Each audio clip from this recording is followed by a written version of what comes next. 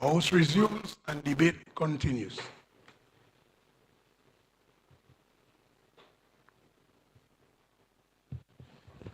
Yes, Honorable Scary. Honorable Prime Minister, you have the floor. Thank You you. may proceed. Thank you, Honorable Speaker. Let me say good afternoon to all my colleagues here, both sides of the House, and of course to the Dominican public. I rise, Mr. Speaker, on this afternoon of August 1, 2024.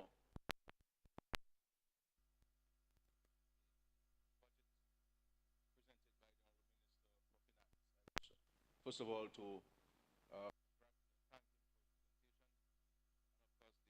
Congress of the content of this year's budget address.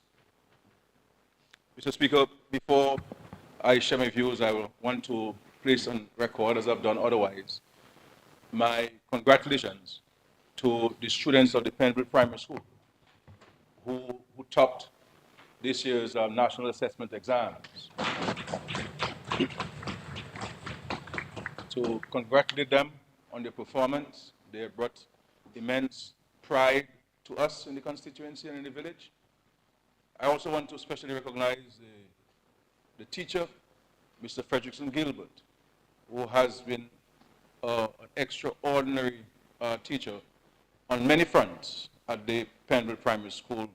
He led the sports program for so many years. And Mr. Speaker, I recall when I became the parrot for Penville a few years later, there were no male teachers at Penville Primary School. They were all females. And I saw a lack of confidence on the part of the boys at the school. And I insisted that we needed a boy to be at the Penville Primary School. And I got some pushback because at the time the school wanted only girls at the school, or ladies rather, at the school. And I was able to insist and place Mr. Fredrickson Gilbert at the Penville Primary School. And he has done a remarkable job over the years in instilling a sense of confidence, not only in the boys, but also the young ladies at the Penville Primary School. I also want to place my appreciation and commendation to the principal, Ms. Solange Basil. And I was accused, Mr. Speaker, of placing a square peg in wrong hole with her appointment. But I saw her commitment to the children as a school teacher then, and I knew that she had the capacity and the capabilities to help transform the school to what it is today, and we've seen the performance of the students. And what I like about her in terms of her attributes and her contribution to the school is that she has been able to have an oasis in Penville, really a village raising children, of the parents fully involved in the school life, the village fully involved in the school life, the children fully involved in the school life, and the teachers fully involved in the school life. And that is what a society ought to be. Everyone must play their part in the children's education. And she has been able to bring that motivation and confidence into the Penville Primary School. And my hope and prayer is that that kind of oasis which exists, that conducive environment that exists in the Penville Primary School, can be seen everywhere in Dominica, in every school in Dominica. We can do it, Mr. Speaker. We have the capacity, we have the ability to do it, and so let us all do it, Mr. Speaker. I also want to extend my gratitude as Prime Minister and Minister for the Public Service to our public officers. Oftentimes they are criticized for falling short of their duties and responsibilities, and rightly so. But we cannot underestimate or undervalue the immense contribution of public officers to the welfare and well-being of this country. And so we go to the hospitals and clinics and we meet nurses and doctors and wardens and orderlies and everybody. It's a difficult job. I grew up in the house of a nurse. I knew that we would be woken up at 3 o'clock in the morning because somebody is sick. But that somebody is sick with a headache that they've been going on for several months. And it's a toothache person has had. And so I understand. But notwithstanding the few instances of not very good treatment that we may receive at the hospital, we cannot contest the fact, Mr. Speaker, that the nurses and the doctors and the entire staff of the hospital have been doing an extraordinary job providing care and well-being for all of us in Darnley. And so while we need to encourage everybody to do better, but we must not set aside the 99 days that they're doing well for this one incident of they're not doing well. I don't think it's good. And we speak of, and of course, the pharmacists and all of the other persons who provide these services at the hospital. The customs officers and those at Inland Revenue. The main sources of our revenue in Darnley. Yes, I would like them to collect more. And they should go out and collect more. But the customs in particular, Mr. Speaker, their responsibilities have dramatically changed. They're now having to play a huge role in paying more attention to drugs and guns coming down, when they should be paying attention to revenue and collecting the revenue for the state. A significant amount of the time is placed on securing us from a security standpoint, rather than from generating the revenues that we need to build this country. And of course, in the revenue, if we all pay our taxes, they'll have less work to do. If we pay our taxes on time, they'll have less work to do. And therefore, we have to help them to be better officers in what they do, Mr. Speaker. I speak of the policemen and the firemen. We have 5 murders in Darnley. One is too many, Mr. Speaker. But look at other countries in the Caribbean. We have lesser populations than us. We have 59 murders for the year.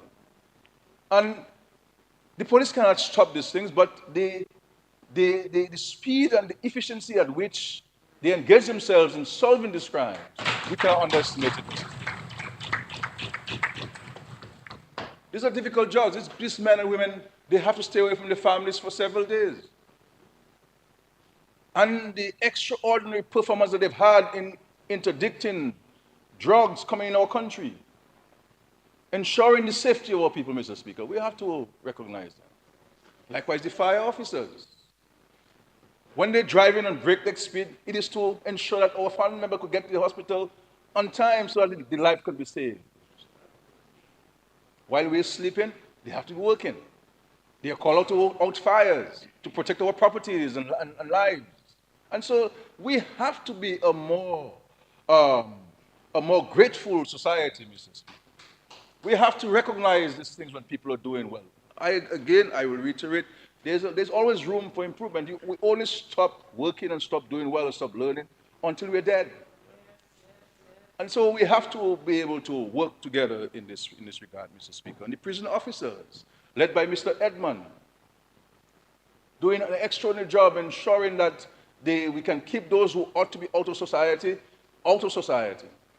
but also the efficient and the effective management of the prisons under trying circumstances, making things work and making things happen.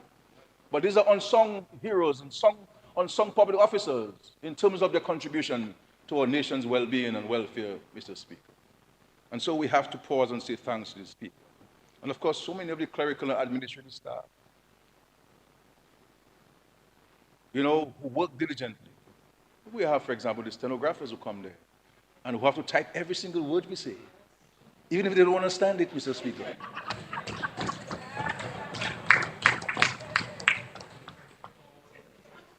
The clerk of the house, the staff, who have to stay late hours when we are working there. The stenographers cannot get up because they have to stay. If we hear unbroken for 10 hours, they have to sit for 10 hours. And all of this support staff, Mr. Speaker. And we speak of this survey department, Marcus Lestrade and the surveyors, Mr. Speaker. Mr. Lloyd, extraordinary.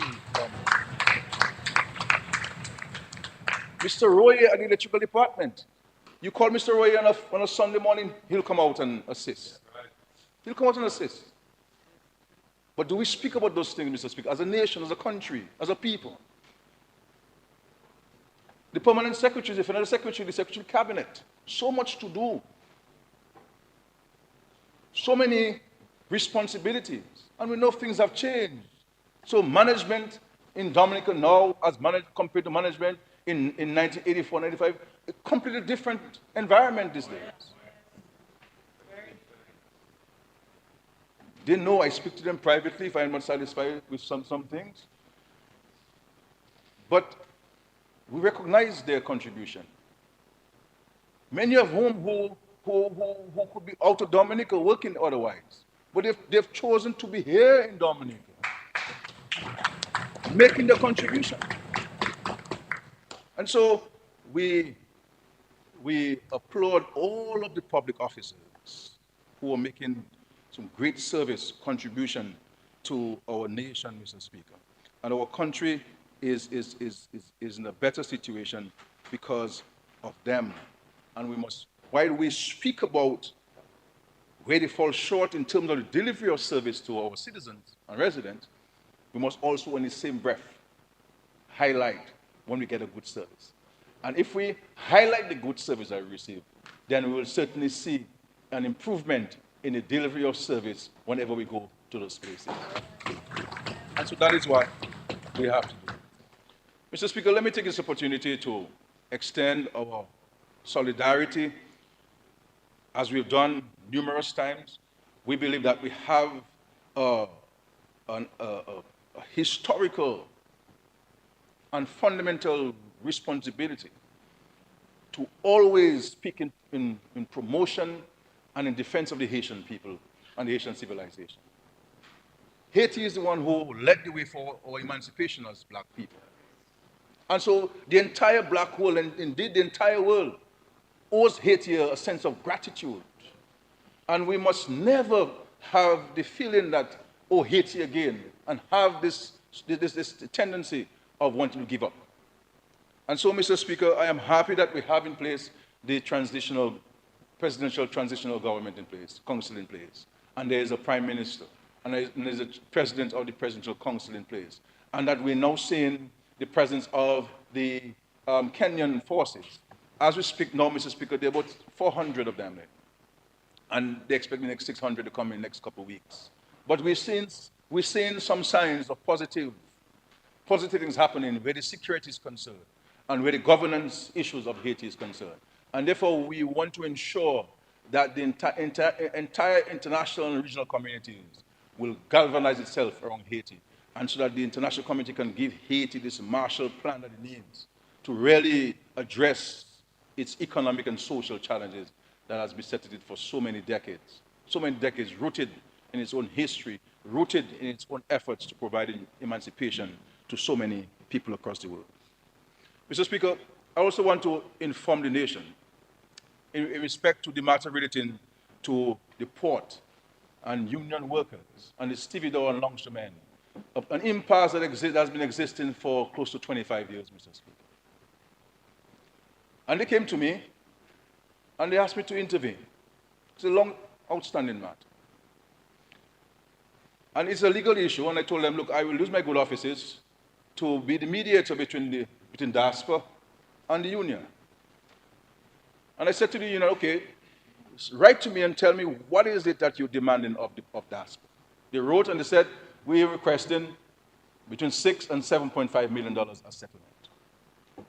I in turn looked to DASPA, I said, put in writing to me, what is it that you're offering to settle this matter out of court, or out of this process, this arbitration process.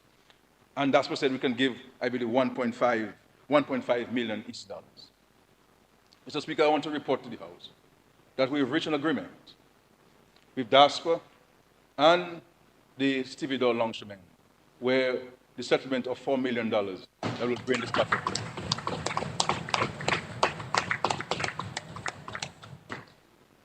So we're right at $4 million.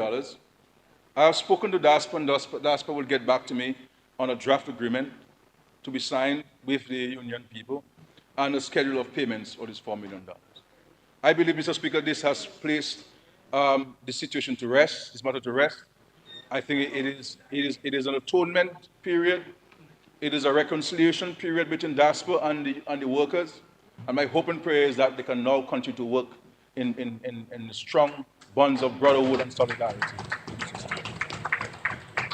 But I want to recognize the people who I met over the years in discussing this matter. And I found the union people to have been very professional, very respectful, very mature in their engagement with me as Prime Minister. And I commend them for this. And I want to say some names.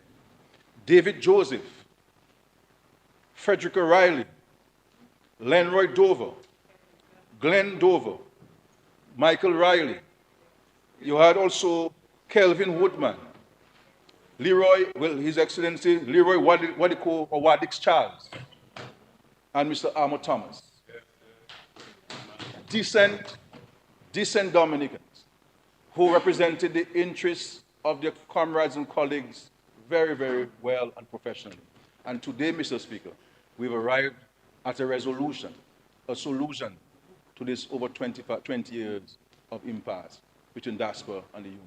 And I'm so happy for them. And I also want to recognize the representation which Curtis Matthew provided to them. Every single press conference I've had, Mr. Speaker, in the last 2 years, he's raised this matter. He's raised this matter, Mr. Speaker. He's raised this matter. So I'm happy that we have resolved this issue. But Mr. Speaker,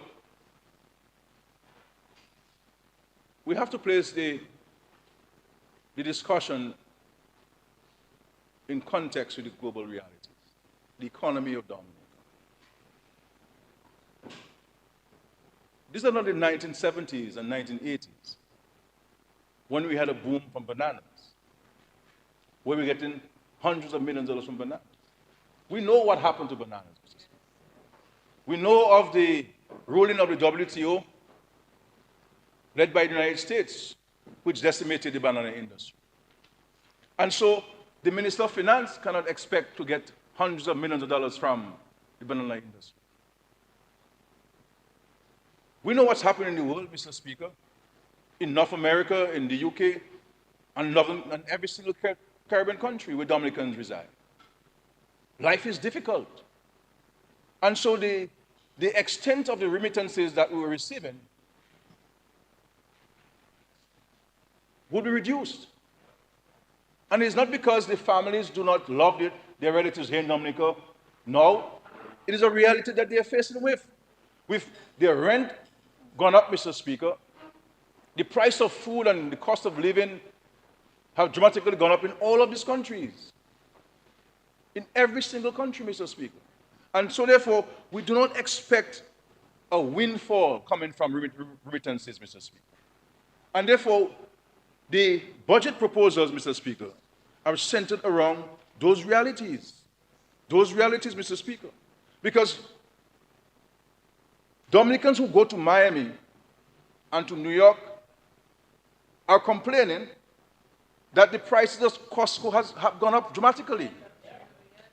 That the prices at Walmart, what you used to go and buy, Mr. Speaker, you cannot send a barrel now from America to Dominica. That's increased dramatically. It is better if you send 100 US for your family in Dominica than to attempt sending a barrel, because the barrel will not have much in it. The cost of these goods on the shelf have gone up in the United States of America. The price of food has gone up in the United Kingdom. That's the reality, Mr. Speaker.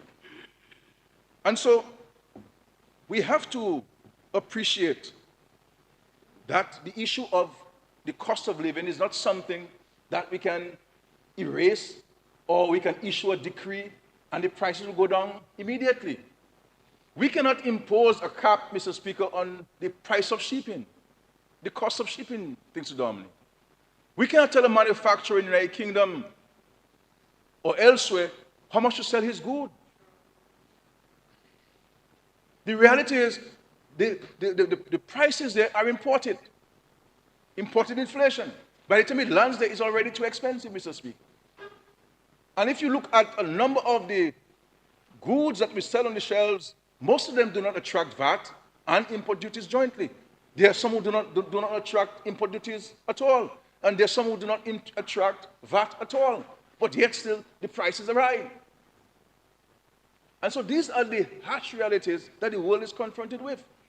And we're not talking, Mr. Speaker, of rumors of war. There are wars going on in Dominica, and people believe that these wars are not impacting Dominica. They are all impacting Dominica, Mr. Speaker. They're all impacting Dominica. And with the recent assassination of the Hamas leader, then we're going to have more problems. Mr. Speaker, from the time I saw the news, I got concerned.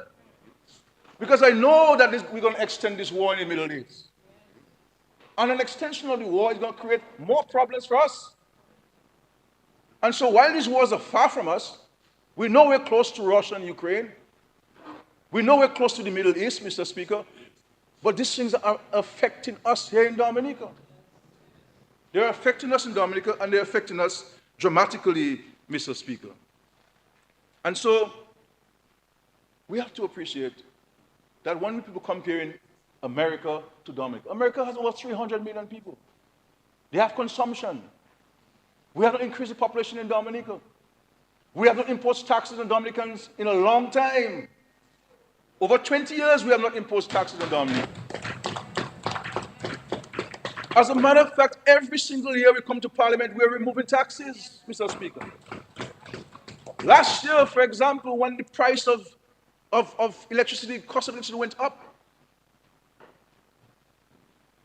we are losing by way of revenue over $4 million, Mr. Speaker, by that measure.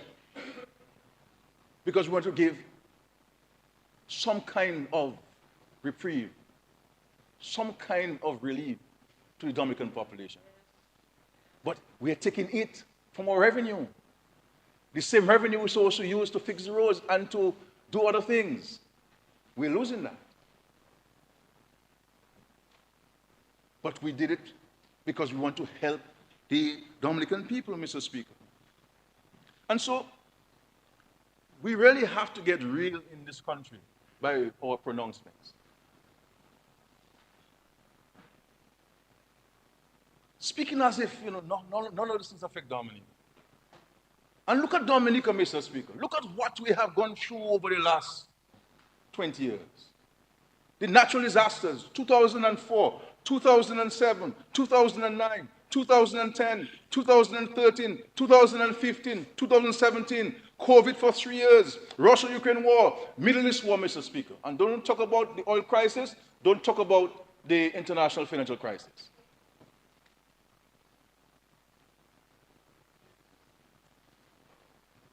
And notwithstanding all of this, we never impose taxes into that. The Minister of Finance said, Mr. Speaker, the Minister of Finance, Mr. Speaker, told us in the budget address that for COVID alone, to save lives, Mr. Speaker, and livelihoods, we had to borrow over $330 million.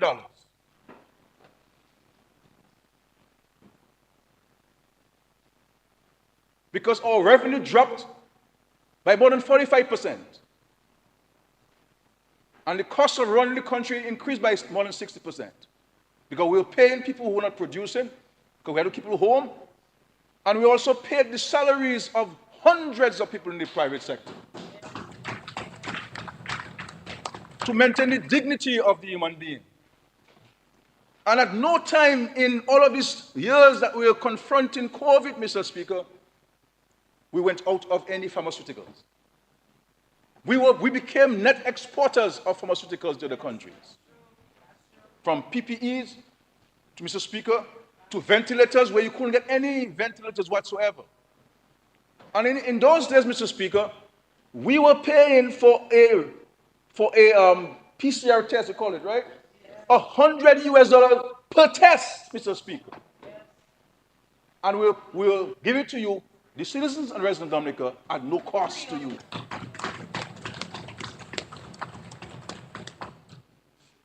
A rapid test was $20 US per test. And when you buy 20,000 rapid tests, do the maths, Mr. Speaker, in one consignment. And then we provided housing for everybody who had COVID in Dominica. And then we provided meals, free meals, and people wanted coffee and snacks in between, Mr. Speaker. And we provided that to them.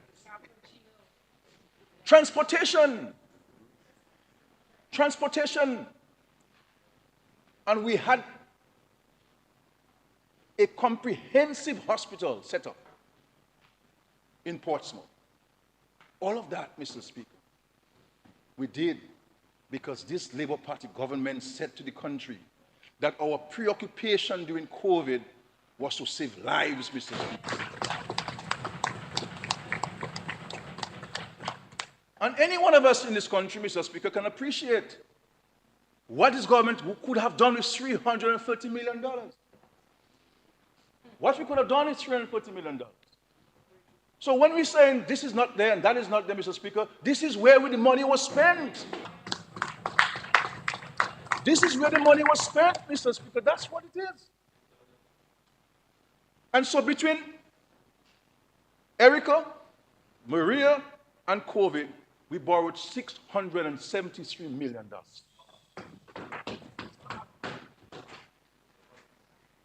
$673 million, Mr. Speaker, we borrowed.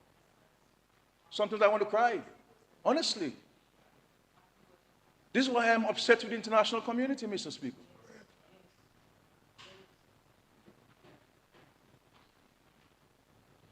Because I know what we could do with $670 million, Mr. Speaker. And in all of this, we have not sent one person home. Not one person home, Mr. Speaker. And in all of this, we have never increased taxes in Darwin. Never increased taxes to raise the money. Every time you do a budget, Mr. Speaker, including this year, there's always a justification for taxes. But we always recognize in the government, in the Labour Party, that how much more can Dominicans take? We're always trying to hold this train for them to ensure that every single Dominican can be given the opportunity to survive in this country. That's what we're doing. And you know what, Mr. Speaker? During COVID, after Erica, after Maria, we never asked for debt forgiveness. We never asked for debt cancellation. Because I want to go out this business in a principled manner. Not because we're done, we're going to beg people for all kinds of things. No. We paid all our debt. All our debt during those times, Mr. Speaker. The only time we got some deferment was from the Paris Club. We didn't ask it to them, they offered it to us as part of a broader global offering, Mr. Speaker. We paid our debt. We paid our commitments. So when we owe in a few dollars here and some dollars here and some people here, Mr. Speaker, this is the source of it. And when we were getting up, because the Minister of Finance indicated that there has been an increase in revenue collection. So we did better by revenue collection in the last financial year than the previous one, by about 4% or thereabout. But with the Russia-Ukraine war, and when we talk about the cost of living, if it is costing you more to run your home with 3 people in it, think of the government that has 72,000 people in a home. The government is the largest consumer of goods and services, and the government pays back like everybody else, Mr. Speaker. And so we cannot tell the hospital no food today. No. We can't tell the Coast Guard no diesel today. No. We can't tell the ambulance no, we can't fill the tank today. No, we have to do it. And so the cost of running the country has increased because of those external shocks and those natural disasters, Mr. Speaker. But we're moving on. We're moving on, Mr. Speaker. And in education, people like to talk about the government behind on some fees for some universities. That's okay. And they say, well, the ULP wasn't owing. Well, of course the ULP wasn't owing. If you send nobody, how can you owe?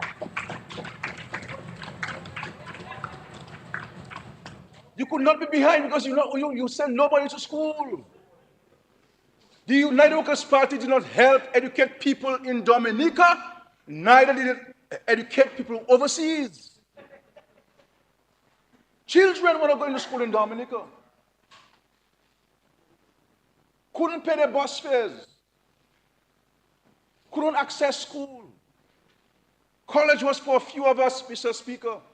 75 When the Unionist Party was in government, Mr. Speaker, 7 out of 100 students who graduated from high school went to the college. Which means that 93, Mr. Speaker, out of 100 students did not make it to college. The Workers' Party never dreamt or thought of this Dominica State College, creating a college like this. And today, Mr. Speaker, with the creation of the Dominica State College in 2002, every single child who meets the entry requirement has a space at college. And we did not only establish the college, Mr. Speaker, we are underwriting the full cost of sending children to school. So whether it's just Maria, whether it's Erica, whether it's COVID, Mr. Speaker, or the impact of the Russia-Ukraine war and the war in the Middle East on Dominica's economy, we have not given up on the Dominica State College students, Mr. Speaker. And I want to thank the staff. I went up there, Mr. Speaker, we're renovating the school, we're repairing the schools, we're going to continue the comprehensive repair of the schools. So I want to thank the leadership and the management of the school. Yes, I have some concerns, and I told them I'll come to see them privately to discuss those concerns I have on behalf of the students of Dominica. But overall, Mr. Speaker, we cannot say the Dominica State College is not contributing to our country in a constructive and positive manner. And so, we were owing Midwestern. We paid them everything we owed them. Everything we owed them, Mr. Speaker. As we speak, we're owing Grambling 1.1 million US dollars, and we're owing Monroe $800,000. I am saying to all of the students who are under this list that in this financial year, we will pay for every single cent we owe in those universities. Every one of them. And notwithstanding our challenges, Mr. Speaker, we have not turned a child back from going to university. The Workers' Party could never cause children to think big and to dream big. It is labor through its policy of ensuring that there's at least one university graduate in every home, that our young people, irrespective of their economic and social circumstance, can dream big and achieving big things for themselves and their families. And so they focus on we owing. But how many have we paid for? And I'm challenging Dominicans. Every one of us who is hearing me, Mr. Speaker, who has a degree today, tell me, when did you get it? When did you earn that degree? I guarantee you that 9.9 out of 10 of you will say during this Labour Party administration. Since 2000, because of our policies and our programs and putting resources, Mr. Speaker, at the disposal of these things. And I'm not even going to talk about secondary education, we know that. I'm not going to talk about primary education, we know that. I'm not going to talk about the whole new structure for secondary schools. Dramatically increase the cost of ministerial education through these new positions. Teachers are happy. Teachers are dancing in the classroom. They're now deputy principal, assistant principal. I used to be head of department at PSM, and they never give me $1 for it. Now it is an official position, Mr. Speaker. Official position.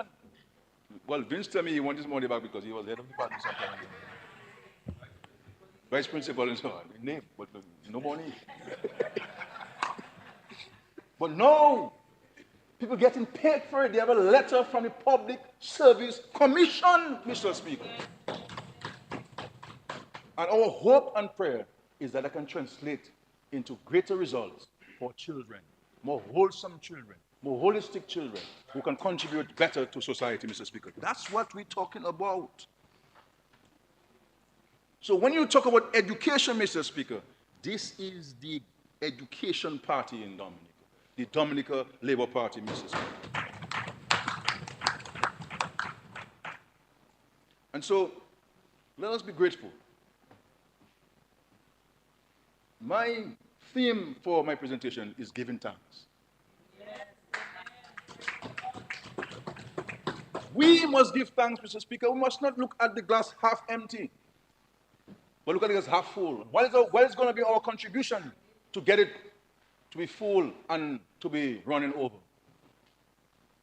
Talk is cheap. Criticism is okay. It's easy to criticize.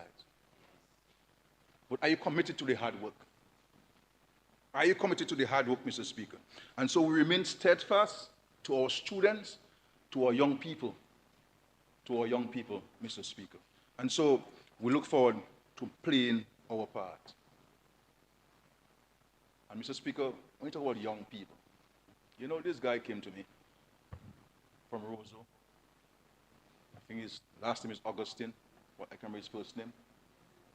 Denzel. He came to me with an idea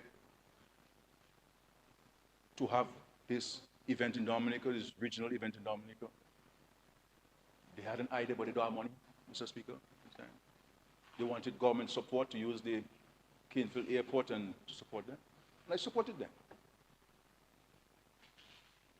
Because I felt that the idea could be turned into something positive and constructive, especially where we have the issue of bike safety in Dominica. And to use this as a medium to encourage bike safety in Dominica. And I want to commend and congratulate Mr. Augustine, and there's another gentleman, Mr. Garraway, who came to me, and we were able to successfully have this event, the bike tournament here in Dominica. And I'm saying to all of us in Dominica, anybody in Dominica, irrespective of who you are, irrespective of your religious, your racial, or your political affiliation, if you have a good idea and you bring it to us, we will partner with you.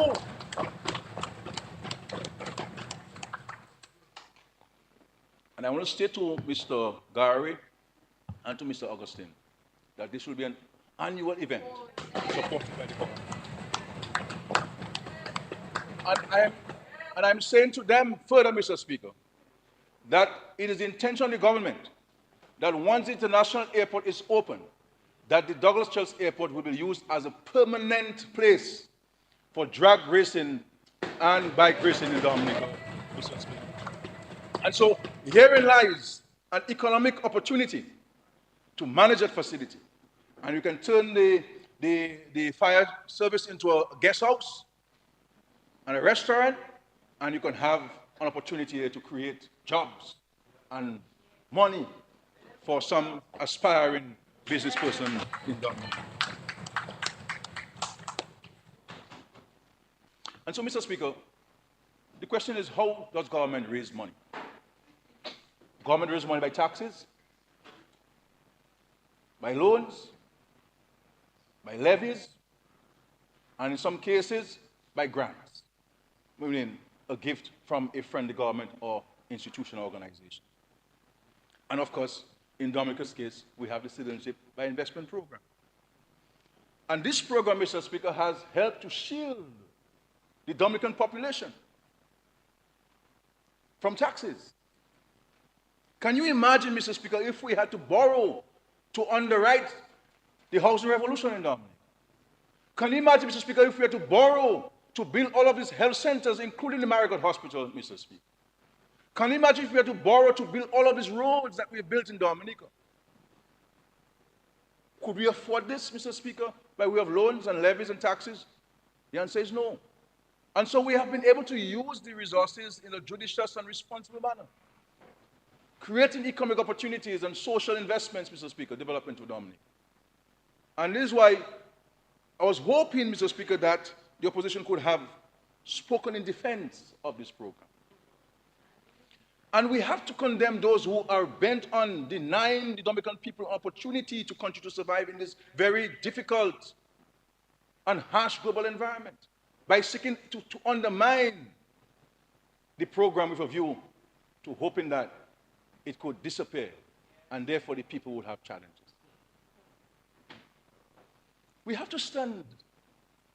Yes, we can question the program and whatever, but should we try to destroy it? It's not right, Mr. Speaker. And so, I said the Minister of Finance could have come here and justify raising taxes, but we said no. We decided no. Because if you were to close the gap, Mr. Speaker, you have to find it somewhere. You have to find it somewhere. And so we decided not to go with this.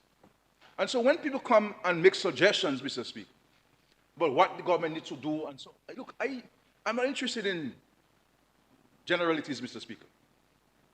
Come with specifics.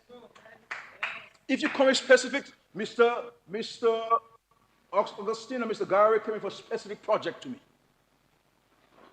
a specific activity to me, and I went with it. There's a guy who is making pavers. He come to me with a proposal to do pavers. Great. And they just had, for example, the Economic Forum. Were you here, member of Salisbury, at Jungle Bay? You were there? At the Economic Forum, you were there. I agree with you. I agree with you. You should not go into that. I agree with you. You're not too bad, you know. But anyway, but the point is, Mr. Speaker, they just had this conference, this economic revitalization conference. Has anyone heard of any sensible recommendation that came out of that? Where's the document? Where's the outcome document that speaks to specific things? What is it that the government is doing that you will not do? And what is it the government is not doing that you will do? And how do you go about financing that which you propose to put in Dominica? These are the questions, Mr. Speaker. Outside of that, we're just talking. Outside of that, we're not serious, Mr. Speaker. Simple as that. If you cannot come with specifics as to how you believe we can increase exports in Dominica, then don't talk.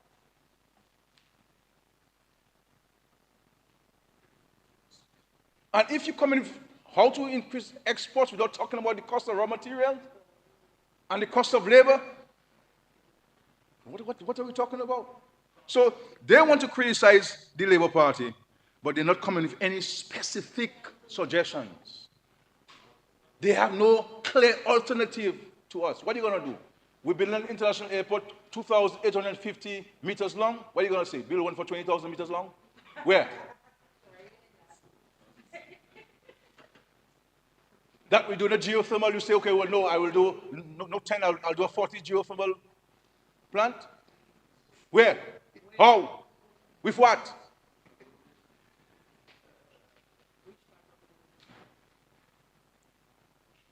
That we build a Castle Bruce Road there, you say you build it smaller, narrower? What? That you have left the Bailey bridges instead of building permanent bridges? What is it that you're talking about?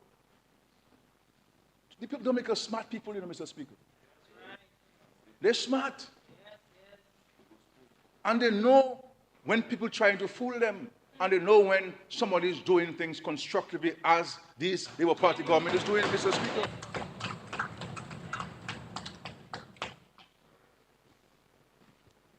And so, they talk about health. Now, Mr. Speaker, I'll be the first to tell you that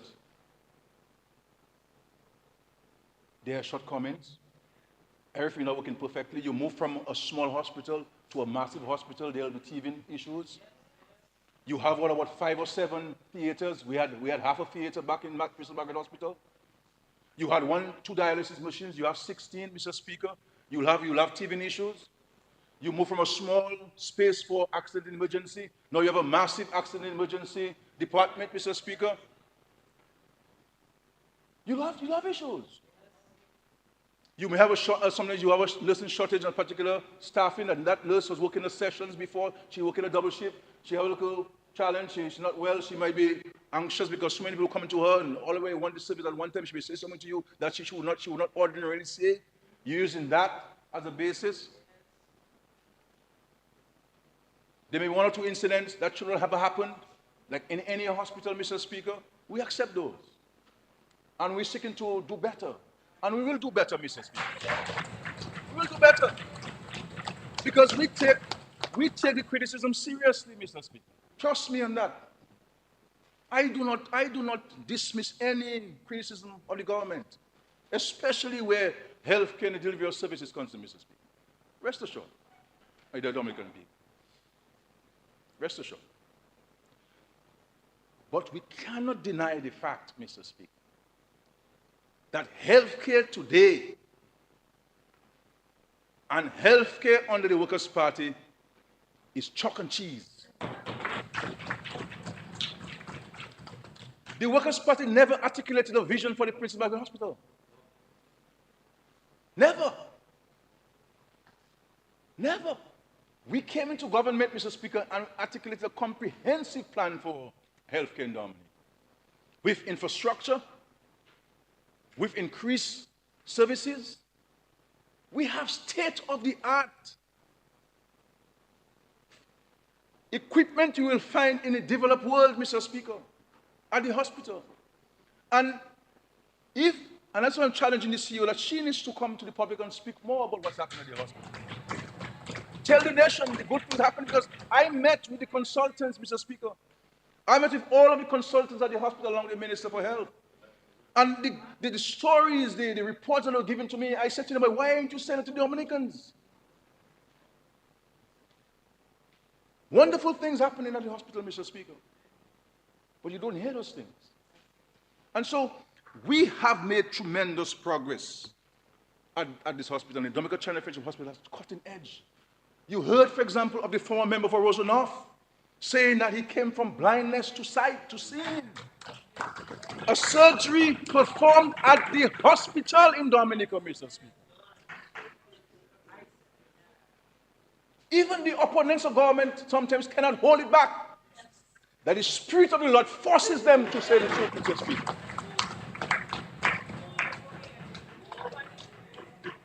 The Spirit moves them to say the truth.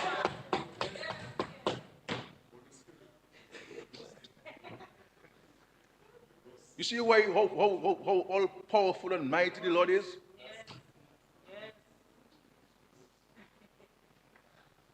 That's what's happening.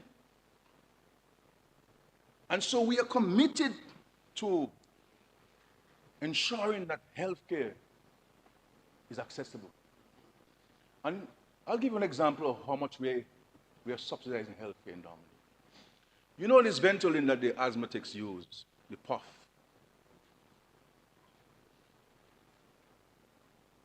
We sell it at the hospital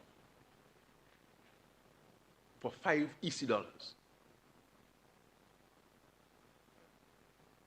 In the private sector, just outside the hospital, so by the gate,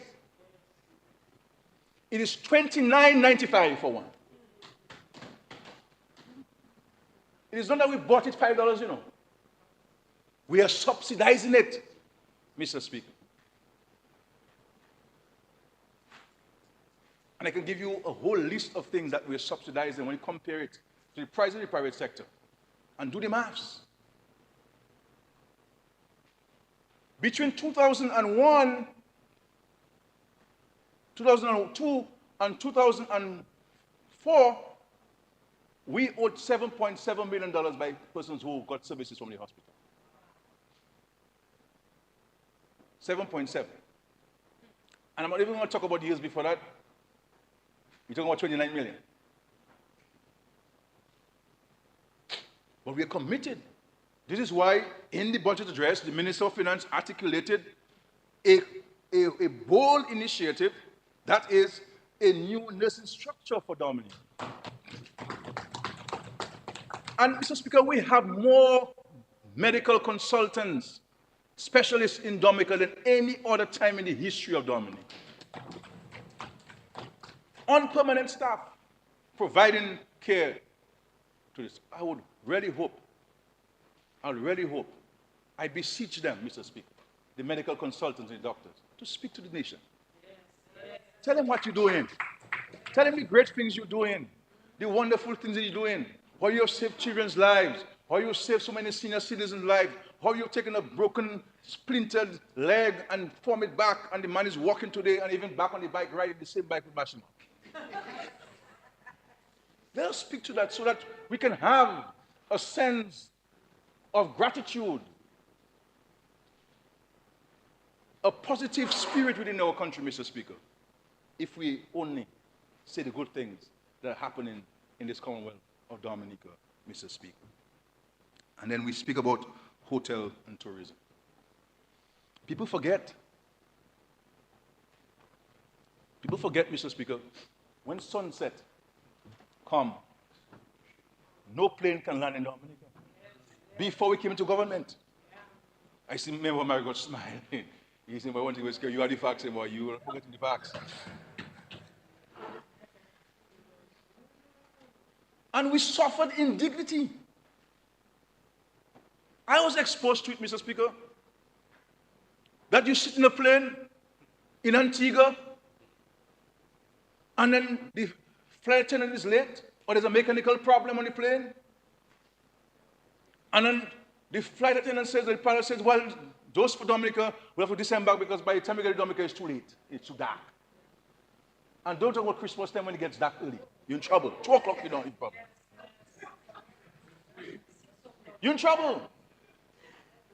And so people believe that we always had night landing in Dominica. We never always had night landing in Dominica. It is this Dominica Labour Party that brought night landing in Dominica.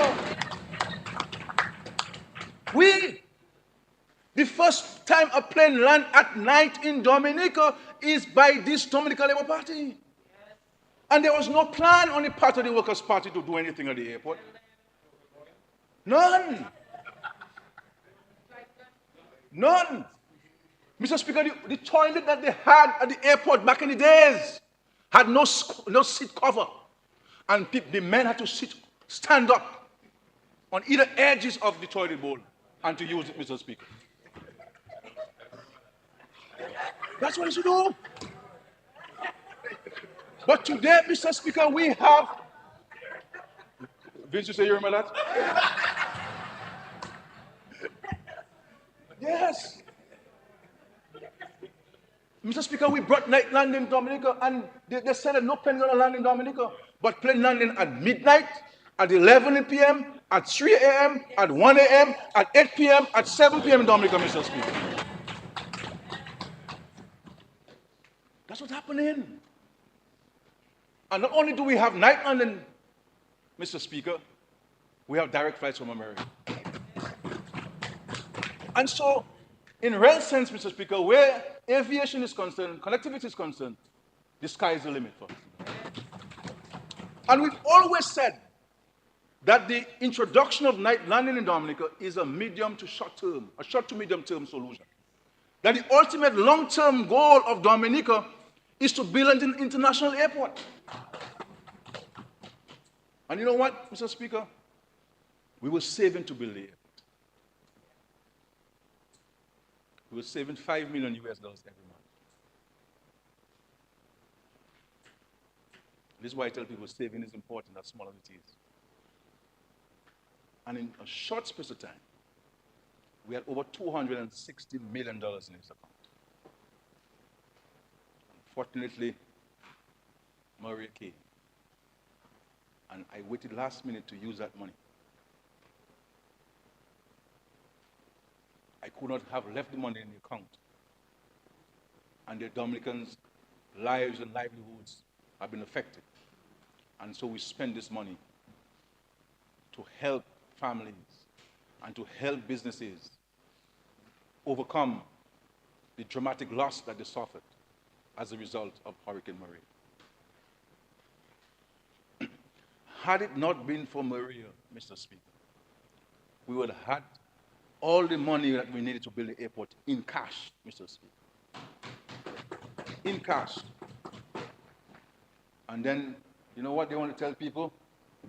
That the Labour Party could never build the airport. No, they go in there at night to watch the airport, Mr. Speaker. And by the grace of God, Mr. Speaker, we will have our international airport in Dominica. And this is what's going to help transform the economy of Dominica. That is what's going to propel investments in Dominica, both local and foreign, Mr. Speaker. And I'm warning Dominicans. Let us not sleep on us. Let us look for the opportunities. And let us place ourselves now, because I am telling you, I meet foreign people every single day. And they are scouting for opportunity. They're scouting for land in Dominica to invest, to prepare themselves for what's going to happen in Dominica when we have this international airport. And so let us prepare ourselves, Mr. Speaker. Let us not follow the people who are not interested in Dominica, who not want to see anything happen in Dominica, and position ourselves as young people. Let's go to the bank. The bank has money. Let's take the bank money and invest, Mr. Speaker. Let us prepare ourselves because it is going to happen. It is going to happen, Mr. Speaker. Let us position ourselves. And so we'll continue to invest in tourism. This is why we supported hotel construction. And you know, they will tell us, Mr. Speaker, why are we building so many hotels for? And you know what? The World Bank did a study, Mr. Speaker, an independent study. And they were doing an assessment of the hotels that are under construction, under the CBI program in particular. And they said to us that when these hotels are fully functional, they will be able to bring, these hotels under construction, they'll be able to bring to us revenues in excess of $40 million annually. Direct tax revenue, Mr. Speaker. And so you can imagine when we have this airport, the number of investment. Look at St. Vincent. Sandals would not go to anywhere there's no international airport.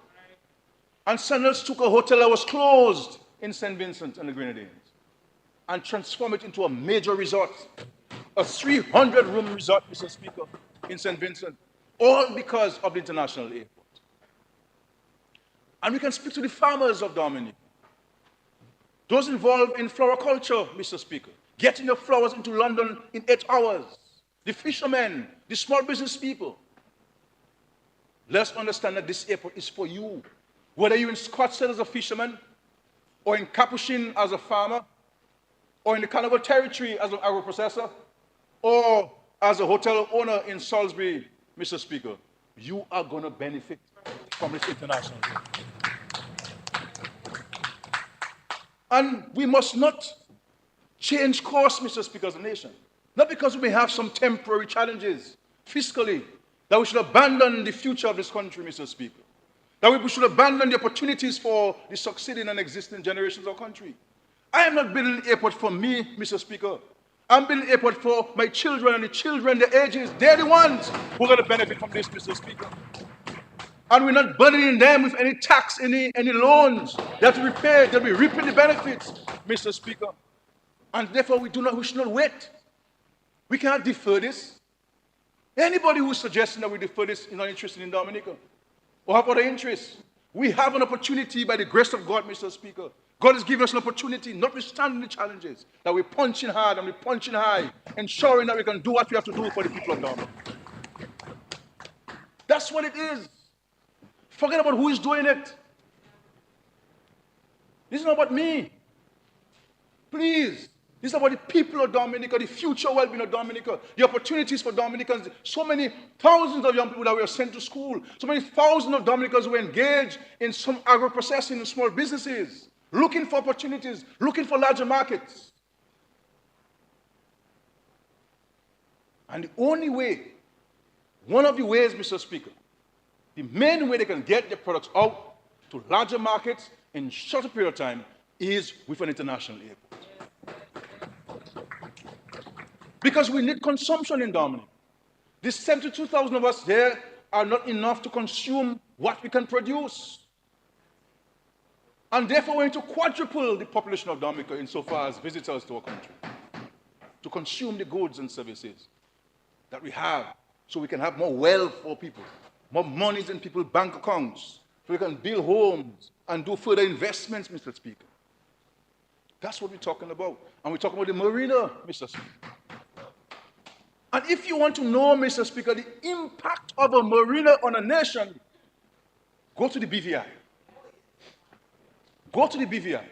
I was there the other day, Mr. Speaker, and I stayed in one of the marinas there, the hotel there, Mr. Speaker. And Mr. Speaker, throughout the day and night, people. Employees. Money.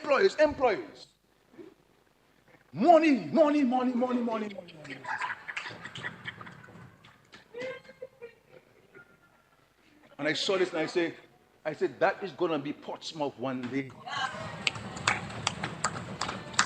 That is going to be Portsmouth one day, Mr. Speaker. That is going to be Dominica one day, Mr. Speaker. And thank God the marina has started, Mr. Speaker. And in 12 to 15 months, we will have the marina in Dominica creating employment, jobs for people, Mr. Speaker. Jobs. Giving thanks, Mr. Speaker. Jobs. Money in your pocket, Mr. Speaker. Food on your table. That's what we're doing, Mr. Speaker. So let's position ourselves, because when the man come on the yacht, he's not sleeping on the yacht, Mr. Speaker. No. He wants to buy a villa. He's going to eat in a restaurant every single time. He wants water. He wants electricity. He wants his clothes washed. He wants fruits. He wants vegetables. He wants fish. Fresh fish, Mr. Speaker. And he's going to buy it where? In Dominica, Mr. Speaker. In Dominica. That's where he's going to buy it, Mr. Speaker. So let us understand, we have to position ourselves for this mega project in Dominica. And we speak about the cruise village, Mr. Speaker. We are partnering with a private entity that's going to build, operate, and transfer the port to us at no cost to us. There'll be no investment, no money put in by us, Mr. Speaker. And that entire cruise village will be a completely duty-free zone, with shops and restaurants and gaming taking place there to create more jobs and more opportunities for our people in Dominica. That's what we're doing. That's what we're doing, Mr. Speaker. And my hope and prayer, especially for the young people, because sometimes I don't think they understand and they're focused on the opportunities that exist and how they can position themselves.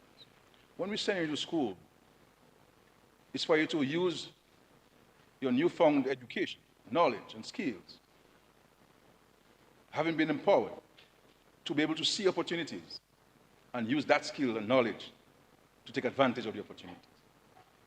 Let us not be afraid of risk. Let us not be afraid of taking chances and opportunities, because time waits for no man. And the more we defer our opportunities to invest and to take advantage of the opportunities, the less time we have left to do. And so this government, notwithstanding the present challenges, and we're not unmindful of them, yes, we do owe some people. We do fall short some months in terms of what we need to cover our expenses. But that should not be a reason. And we will fix those. We will pay the people we owe. I give you the assurance. We will pay that. But this is an opportunity that we have. And I'm not sure whether we'll have this opportunity another time in our history to invest in those projects and in those programs.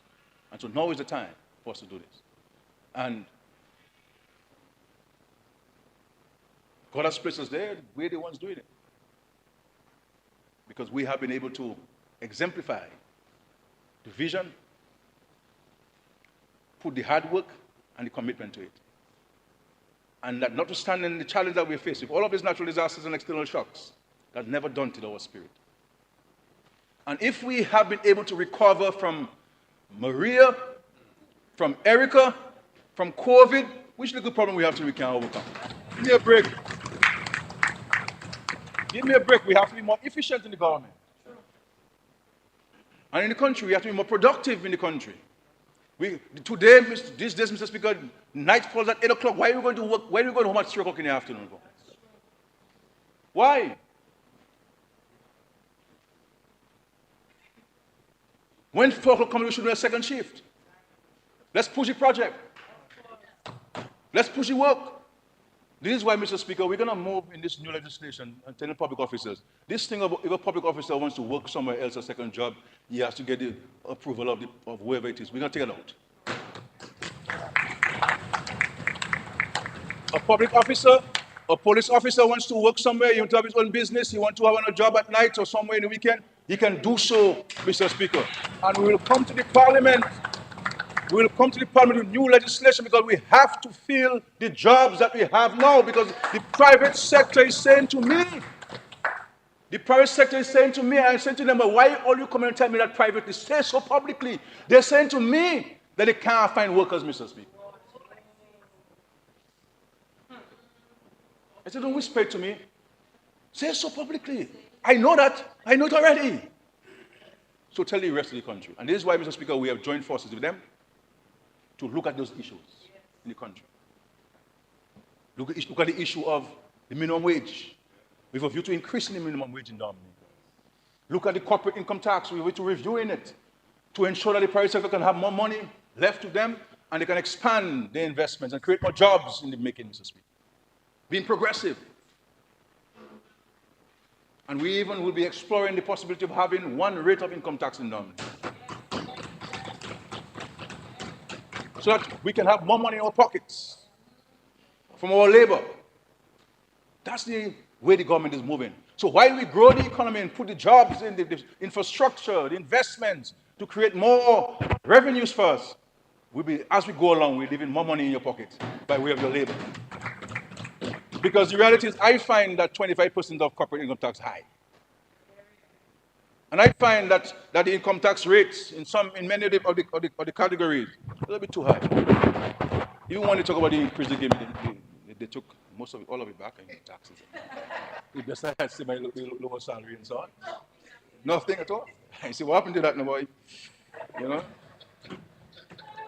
And so, Mr. Speaker, we have to. And then housing. Housing. Mr. Speaker, I'm not a boastful person. So whenever I say something, I say to get a sense of humility. There is nowhere in the Caribbean you will find this comprehensive, modern housing program that the government commits. Nowhere. This government has invested in housing in Dominica. Invested in housing in Dominica. Providing housing to every strata of the society. Those who we did not build for, we made loans available to you at concessionary rates, at either the aid bank or the government housing loan board.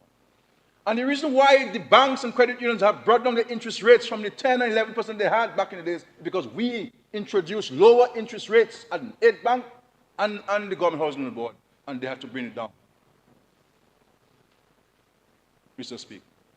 And we shall continue with our housing revolution.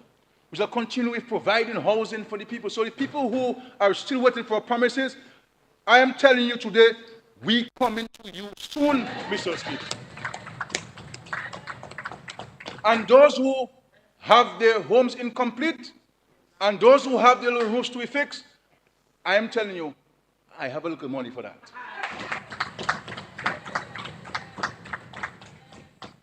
So we're getting there. We know who you are. We know the circumstances, Mr. Speaker. Things were a little difficult, so we're getting out of that a little bit, so we're coming to you. So we don't forget you, no. And so, Mr. Speaker, notwithstanding the challenges we are facing, see how many homes that we've handed over to people in the last financial year. And in this financial year, how many we've given? 253? 253 keys. Brand new homes will be handed over to people in Dominica, Mr. Speaker. 253 families in this financial year, the first half of this financial year, will get keys from the government, a brand new house in Dominica. And you know, what they're using now, or attempting to use, and I heard it from the senator, about titles. Let me say to every Dominican who has gotten a house from the government, there is no government, this one, whichever one to follow, will have the legal authority to take you out from the house that you have. And I'm in discussions with the Attorney General. And our intention is to bring a special piece of legislation to Parliament to deal specifically with the transfer of these properties to the persons who have received keys from government, homes from government, Mr. Speaker. And to ensure that the process can be more efficient, because we understand, we know, we buy land, and we know the process we have to go through, just 5,000 square feet of land. You have to survey it, every single one of the properties have to be surveyed. And in some cases, because you have the strata situation, which is you have apartments, you have to go for the strata title situation. It's a very tedious exercise. And very costly exercise because you have to pay legal fees for those to the lawyers. So while government will absorb the fees, government fees, you have to pay lawyer fees. And so we're going to engage more private sector surveyors to survey those properties and to allow ourselves. And AG will be assigning some law officers there, legal state attorneys, specifically for this, to work with some private sector lawyers to get this going. So, you know, the Europe told them, we will never build a house for them. Yes. We go, we build the house, you get to them, now they're telling them, oh, yes, you have a house, but you can get title. So these are people who are not interested in you. They're not interested in you. Because if all they're focusing on is what they believe to be a negative, anybody who's focusing on negatives where you're concerned cannot like you, cannot love you. A man's supposed to be helping you build yourself, encouraging you to be positive. No. And if they see you need a coat of paint, they will offer you a gallon of paint. So you will get those titles, Mr. Speaker. You will get those titles. 20 more minutes, 20 more minutes. You know what, maybe when I get to end of my 20 minutes, we'll get some more time. Social programs, Mr. Speaker. The minister very clearly indicated in the budget address that all our social safety net programs have been maintained. All. And sometimes, because we don't mention them in the budget address, people don't understand that is one of the most costly parts of the estimates. The NEP, for example, Mr. Speaker, which is not necessarily a social safety net program, is costing us over $5 million monthly. The 65 and over grant, that will remain. The Yes We Care is in place. The school bus program where we transport children from every single constituency in Dominica to the secondary school. All the children from Marigot are transported by the government and paid for. All the children from Salisbury are transported to the school and paid for. All the children in Castle Brewston, all the children in Penville, and in Capuchin, Mr. Speaker, are paid for. We never stopped it, Mr. Speaker, notwithstanding Erica or Maria or COVID or the Russia-Ukraine war and the war in the Middle East that's affecting us, our fiscal space. No. We know how important these things are. The free textbooks,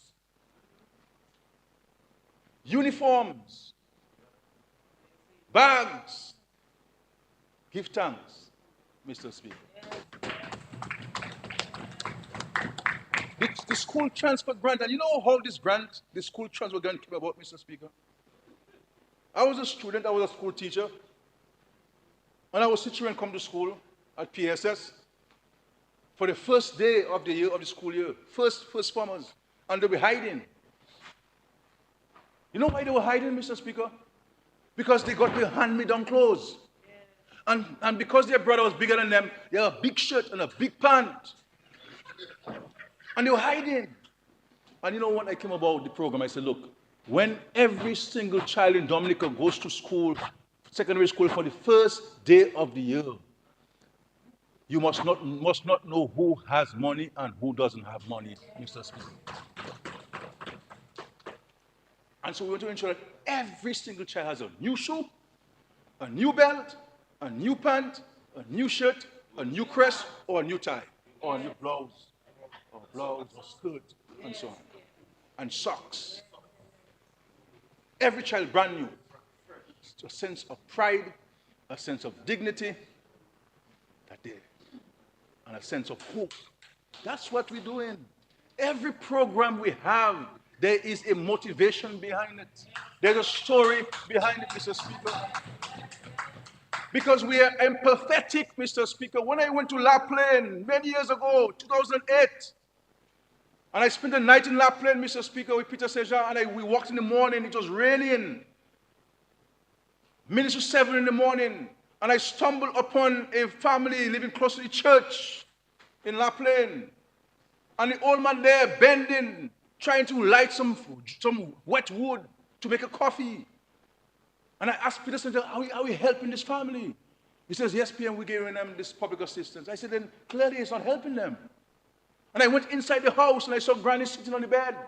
Clearly, her hair wasn't combed. She was from Sinico originally, a Kalinago. The sheets were not washed for many months. And I said, well, something must happen. We must do something different for the senior citizens. And this is how we came up with the program. And I decided to name the program, Yes, We Care. So that when we go there, we say, yes, we care. And I recall, Mr. Speaker, I need to start writing some books. I recall, Mr. Speaker, that I was chastised. Attempts at humiliating me in Parliament, Mr. Speaker. Belittled in Parliament by the Opposition Workers' Party. Criticizing the Yes We Care program and saying, oh, you don't have money for it. And I went to Libya and I met Muammar Gaddafi, Mr. Speaker, the brother leader. And I put forward that program to him. And he promised to finance it. He gave me the first year for the program, Mr. Speaker, to underwrite the program. With the hope of extending. Unfortunately, he went to the great beyond a few years later. He was killed. And Mr. Speaker, I said, by the grace of God, we will sustain this program, Mr. Speaker. And by the grace of God, we have sustained this program from 2009 to 2024 in the year of our Lord, Mr. Speaker. And I can say to the senior citizens who are receiving the care, and I will say to the caregivers, if we have to sell the ministry building to sustain that program, I will sell the building and rent it. We will. Because it's a program that touches the core of our society, Mr. Speaker. The senior citizens who have contributed, and who on God's earth could criticize such a program, Mr. Speaker? And let these senior citizens feel less of a human being by criticizing the fact that they're benefiting from a program that the Lord has instructed the servant on earth to put in place for the people. And Mr. Speaker, you understand why I'm still standing. Because when all of the senior citizens pray for me, good job blessed. But I didn't do it for that. We do it because we're empathetic. What we do as in this government, we're not looking for any return. That's why I tell people, if I give you a house, you don't vote for me. It's okay. It's okay.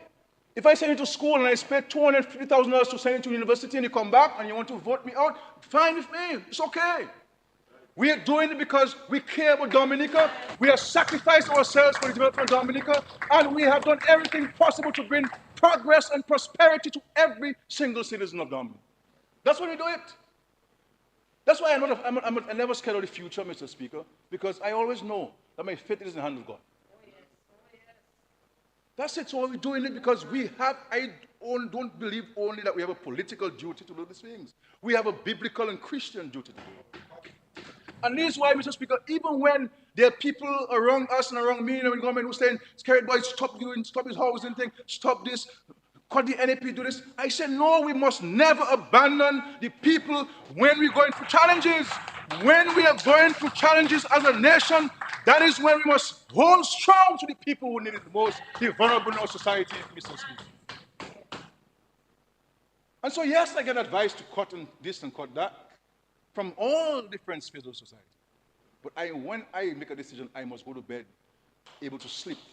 And I will not sleep at all if we go after the less fortunate among the country. No.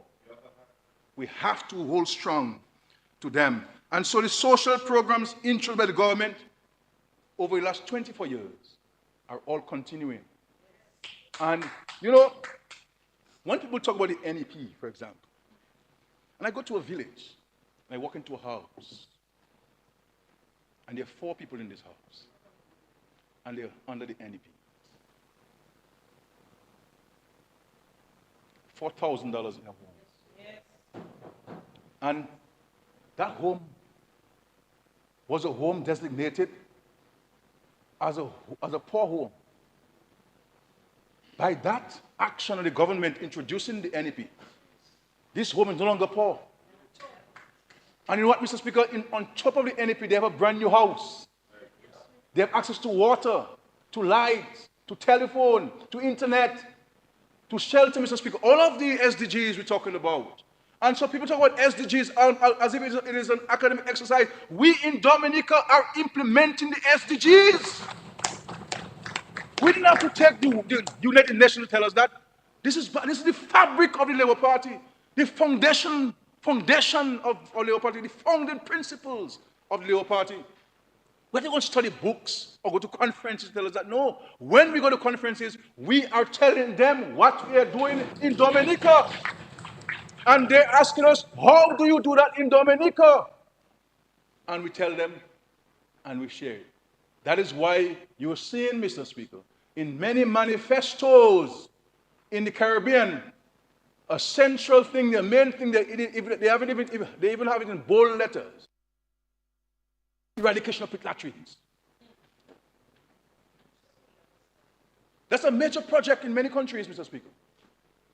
And I recall when I introduced the eradication of pit latrines, we were scoffed at. We were laughed at. And then just a few months later, guess who I hear saying that they are launching an eradication of these pit latrines? The United Nations, Mr. Speaker. After us. And you know, when people talk about poverty, Mr. Speaker, when we came into government, 42% of the population was poor in 2000. And 10% was indigent, which means extreme poverty.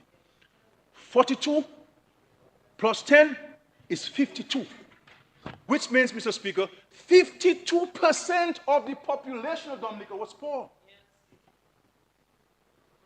No jobs, no flushing toilets, no education, no housing, no food on your table, no access to potable water, no access to lights. That's what we inherited, Mr. Speaker. And that's what we have to deal with. And invest in millions of dollars. And these are not money that you're making back directly because we're just selling the house to people. And you can imagine how difficult it has been to sustain this. You build a house, you build 50 homes, average cost $350,000, you do the maths, and you give all of them free. Including the land, including the infrastructure. You can understand the cost of this. And so, Mr. Speaker, going forward, electoral reform, Mr. Speaker. Let me say to you in this country that we are going ahead with electoral reform. You know, and those who say that they wanted electoral reform clearly do not want it. Those who say the opposition elements. When they started, it was about voter ID, cleansing the voters list. Then every time we address those issues, they added something else. Now, what they're yapping on, Mr. Speaker, is campaign financing. In the United States, one candidate raised $200 million in one night. One night.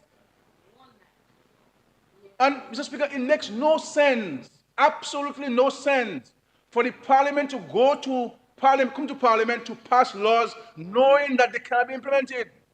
How are you going to manage and oversee the issue of campaign financing Dominica? How are you going to do it? At what cost? This is why when I raised this issue in CARICOM felt that this should be a regional undertaking because this is too complex for one country to go with. So yes, in principle, we support the notion. But how are you going to operationalize it? And even when you look at the Sir Dennis Byron draft bill, you will see that there are so many gaps and voids because they themselves had difficulty in coming up with proper drafting for this. They have difficulties because it's a highly complex and technical issue. And so we believe, Mr. Speaker, and based on the public consultation, the results of the public consultation, that the matters that we put forward can in fact address the concerns that we all have had with regards to electoral reform and modernization. This is why we said there's no need to go and tamper with the Constitution. And so they said they wanted a voter ID card. We said we wanted national ID card. We said, okay, take the voter ID card. No, they have issued the voter ID card. They want more things on the voter ID card that you find nowhere in the world. And the passport, being the supreme document of our country, doesn't have those things. So why should we put systems in place to make it difficult? Are we not a progressive nation, Mr. Speaker, where people were denied the vote because of the economic and social circumstance, and people fought hard in our world, in part of our world, for the right to vote, that we're now in the 2024 the year of the Lord, trying to put systems in place to deny people access to voting, a fundamental right? The only motivation for this is to seek to create problems in them. Only motivation. Because those who are proposing this cannot be serious about what they propose. And so we await the submission from the Electoral Commission, Mr. Speaker. Once we receive this, the Attorney General, and I want to thank again the Attorney General for an exceptional job in putting this together. Exceptional job in putting this together. We'll wait for this, Mr. Speaker, and then we will advance the process of electoral reform. But we are committed to it. But we must never, opposition members, never support any suggestion that would deny people the right to vote, because history will not be kind to us. Our ancestors will not be kind to us. People who struggle and die for the right to vote, we should never make it impossible. And you cannot tell me that you want to ask somebody to put a fingerprint on an ID card to vote when you don't need the fingerprint to get a passport, to go out of the country. That's not right. That's not right. When the police arrest you, the only time they are authorized in law to ask for your fingerprint is after you've been charged. And we want to criminalize voting in Dominica? That's what we do? Because the only laws that provide, that make it mandatory for fingerprinting is the criminal laws. And it's only after you've been charged for crime and read your rights. And are we saying, as progressive people, enlightened people, that we want to criminalize voting in Dominica? Because we believe that if we do those things, that we can win an election? My friend, politics is hard work. Hard work. And to do this, you must love people. You must be empathetic. And the people who I see pushing this notion of criminalizing voting in Dominica do not love people and have no knowledge of the history. No knowledge of the history. And they're not sincere. And let me say to them, not because you see me cool and nice all the time, that I am afraid of anybody. So they can bring all the demonstration on they want. But they don't want to test this Labour Party and its ability to mobilize people. We are going to go ahead with this reform. We're going to go ahead with this reform. And the Parliament of Dominica will decide, ultimately, what this reform agenda entails. Mr. Speaker, this is what we're about. And so, Mr. Speaker, I want to, again, thank the Dominican people for the continued support. We've done a lot of work under difficult circumstances. We have been able to maneuver the challenges and the harshness of the society. This world is imposing some cruelty on us. One more minute. Some cruelty on us, Mr. Speaker. And it's okay. Some cruelty on us, Mr. Speaker. And we continue to do what we have to do. I give the Dominican people the assurances that we have taken note of their concerns. The young boys and young ladies, and especially the youths, them, we always look out for you in special ways. And every time I meet with you, I tell you to buy a piece of land. The guys on the block, buy a piece of land. Build a house. Stay on the safe and narrow. Do constructive things. Do positive things. You all have children. Let us live a better world for our children and engage ourselves in legal and lawful activities, Mr. Speaker. Let us all work together. Let us all work together. This country is poised to do great things and to create increased opportunities for people in agriculture, in tourism, in energy, in small business development, in housing, infrastructure, Mr. Speaker. If you are giving me more time, Mr. Speaker, I could speak about so many other things. But I've decided to focus on a few things today in the short time that you're giving to me, Mr. Speaker. But the next time I get an opportunity to speak, I will speak about other things. And Mr. Speaker, but I want to commend my colleagues for their comprehensive reports to the House. My only urging to them is that it would be nice if you could cut it throughout the 12 months. Because all the wonderful things that we're doing in every ministry, the country needs to hear this and know what will happen happening.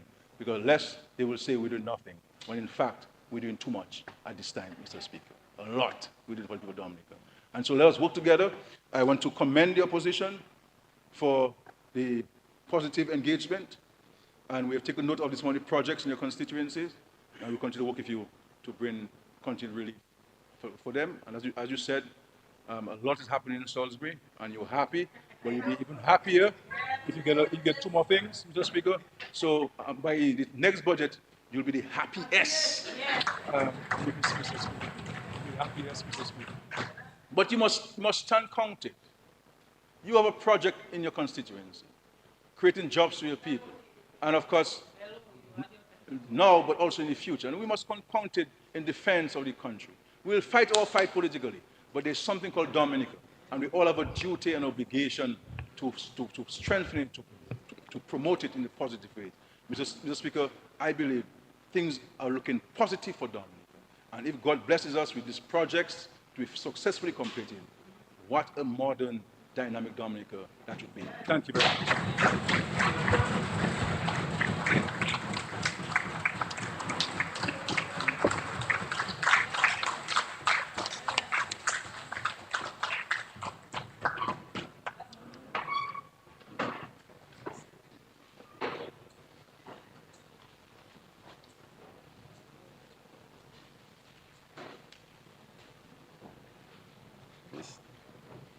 Mr. Speaker, you realize I'm taking some time here because I'm wondering what else can I say. But just quickly to correct a few things that were mentioned earlier, yesterday and the day before. I do agree with the fact that, as Honorable Charles did say, the cost of health care has gone up significantly, not just in Dominica, but all over the world. But what you have to appreciate is the fact that how this government has actually subsidized this increase in health care all over in Dominica, so to speak. So the Prime Minister did mention some of the things, for instance, the $5 that we pay at the pharmacy for the different things, whether it's a Ventolin inhaler, whether it's the steroid inhalers, whatever the case may be, even the antibiotics, they're all at $5. And as he said, the price isn't $5, it's because it's been subsidized. That's why it's $5.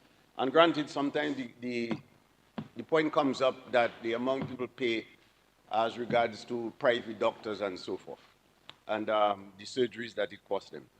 But you have to recognize that these very same doctors are the very same doctors who work at the Dominica China Friendship Hospital, and it's the same surgery, the same service, the same doctors. So if someone has a choice and they were to go to a private doctor, well, that's something else. However, the government provides that very same service, the very same doctor at the Dominica China Friendship Hospital, and that can be accessed through the outpatient department. So it's not like you don't have a choice. You want to go to the private doctor, that's one thing. However, that very same service is provided at the Dominica China Friendship Hospital. And Mr. Speaker, they took quite a few shots at the healthcare system, which I don't think it's fair. You have to look at the budget. In terms of the recurrent expenditure, Mr. Speaker, $81.9 million in terms of the recurrent expenditure is put for health, is allocated for health. The only other ministry that is higher than that is the Ministry of Finance. Obviously, the Ministry of Finance will have more because we deal with paying the gratuities and the loans and the pensions. But the second highest allocation for recurrent expenditure in this budget is for health. This tells you the emphasis and the significance that we have placed on the health of the nation, on the citizens of the country, because we recognize that we need a very healthy population to drive this development agenda that we've placed off in the budget here so far. And that's even larger than education, it's larger than national security, because that is the significance we put on health. So I really don't think it's fair that we just criticize the healthcare system to that extent. Also, in terms of, here we are presenting a budget. Even the Constitution refers to it as estimates. So sometimes you go above, sometimes you go below, but that's what estimates are all about, you know. So for instance, if we were to be building a school, and for whatever reason, some climate event takes place, and then we reach 80% of the school, do we just stop building the school? No, we just can't stop building the school. We have to get more money. So that is where sometimes it'll be more than what was allocated. And besides that, when they come here and they say, well, the same thing last year, it's in the budget this year. But you know how much time procurement takes. And sometimes there's what you call the defects liability period. So all of those things can take time. And if the contractor hasn't completed the payment schedule and it doesn't get paid, it'll come in the budget again because he hasn't received the money. But it doesn't mean that it hasn't been done. So we have to understand those little things in terms of the procurement time, in terms of defects liability time, in terms of the contractor completing the payment schedule. So even if it was there last year, you might see this year because it wasn't paid, but it doesn't mean it wasn't done. So these are the little things that they brought up here, which really doesn't make much sense. So for instance, the Lubia to Bagatelle Road. We've had 2 attempts. And finally now, on the 3rd attempt, as a matter of fact, good news to the House, Mr. Speaker, the contract was awarded last night. So I mentioned that it would be within 2 weeks, but that's what I said on Friday, and then last night, Wednesday, which is really just 4 working days, and a contract was awarded. So this is the progress and the speed that we're moving along. Sometimes a few things that were mentioned in terms of the agricultural projects being suspended. They were never suspended, they weren't suspended, they will never be suspended. It just so happened that they are actually under a different, they're under the agricultural livelihood program. So not that they were suspended. Similar that it was brought up that, okay, the health management information system, it wasn't there in the budget, but obviously it was on a different head. So that was under the digital economy. So it's those little things, and we have to recognize that we have a budget cycle of 3 years. So everything not going to happen in 1 year. The international airport can't be built in 1 year, neither can the marina, neither can the cargo port, neither can the cruise village. Those things, it takes time, it takes years. So you might see it last year, you might see it this year, you might see it next year because we have a cycle. Well, the Prime Minister did mention about the education. We paid $8.3 million last year for all our foreign students, which is a significant amount. And also the point that they brought up of nursing migration. I mean, I've been saying that in this parliament year after year after year. We have Ghanaian nurses going to Barbados to work. We have Cuban nurses going to the Caribbean. You have Filipino nurses working in Britain. You have US nurses working in Saudi Arabia, greener pastures. Talk about compensation. Well, then the issue becomes, what is sufficient compensation anyway? But that's something that happens all over the world. Then even last night when they were mentioning about radiology and the different films being interpreted and reported from other countries. A young person, it really surprised me that she didn't recognize what is telemedicine and the digital approach to. So sometimes I have patients. They've left here, that's a few years ago, and they went to St. Lucia or wherever to have a CT scan on MRI. So and then they come back here and they show me the report, and I realized the report was written somewhere in Goodwill. Dr. Gerardo wrote the report. That is telemedicine. That is how the world is moving. We have digital pathology. So where you have a film and pathologists all over the world taking a look at the film and they can give a final interpretation so that you get the correct thing. That is how the world is moving.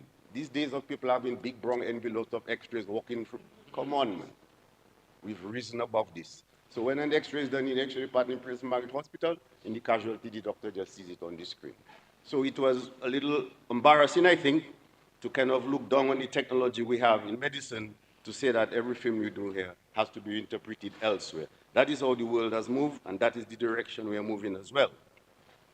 In terms of our MRI and our CT scan, Honorable Edwards did mention in excess of 1,000 of these were done last year. So what you have to do, you have to calculate. The person, it spends about, let's say $1,000 to go overseas, then you pay $2,000 to have the MRI, the CT scan, then your accommodation and your transport, that's $4,000. So if you look at it, more than 1,000 patients didn't have to go abroad to spend $4,000, so you can see it's almost $4 million that stays in the country. Right, Honorable Paul? Correct. Yes, that's what stays. And CT scan is the same amount as well. And there's so many things that goes on here at our Dominica China Friendship Hospital. And so when I hear people criticize the healthcare system, it really isn't fair. So for instance, Dr. Williams did talk about the Dominican newborn screening program. This doesn't happen anywhere else in the OECS, Mr. Speaker. So within 0 to 5 days, the baby is born, then we screen, we do oximetry, we do echocardiogram, and then we can diagnose congenital heart disease. Nowhere in the OECS that happens, except in Dominica. So you have to put those things into context. At the same time, even our MRI and CT scan, in the other OECS country that may have those things, it's in the private sector, not in the public sector. But this government has insisted that this has to be in the public sector so that no one is disenfranchised and everybody has an access because it's in the public sector. And that is an important part we have to recognize. Our eye clinic, Mr. Speaker, there's nowhere else in the OECS even an eye clinic like ours. And you can see the results. So many people tell us day in, day out. Even our cardiology department, Mr. Speaker, transesophageal echocardiogram and speckle tracking echocardiogram is not available anywhere in the OECS except the Dominica China Friendship Hospital where we have the equipment to do those things. But people have to understand and people have to know those things. These are the equipment we got through the Cardiac Imaging Center, which was funded through the Chinese government. But these are all the equipment they have gotten us to do the transesophageal echocardiogram as well as the speckle tracking echocardiogram. These are services very soon will be functional because I remember sending patients to Trinidad to get and that they go there, they go to San Fernando, the Southern Medical Center, costing almost 30,000, 40,000. Our urologist at the hospital now, Mr. Speaker, uteroscopic lithotripsy, he's doing it free of charge at the Dominica China Friendship Hospital. These are things people travel before to get done, but they can get them done all at the China Friendship Hospital, Dominica China Friendship Hospital, totally free of cost. And those who took shots at the primary healthcare system, I don't think it was fair, because the reason why we could have managed COVID the best in the region, let alone the leadership from the Prime Minister and the Cabinet and the Ministry and at the ministerial level, but it's because of the primary healthcare system that is there in place that helped us to manage COVID that well. It was all the nurses and the ward aides and the cleaners and the ambulance drivers and the doctors and everybody, pharmacists, the lab techs, everybody. It was all because of the extensive primary healthcare system that we had that helped us to manage COVID to that extent. So I don't think it's fair that we just criticize the primary healthcare system or like that. Had it not been for them, we would not have been able to manage COVID that effectively.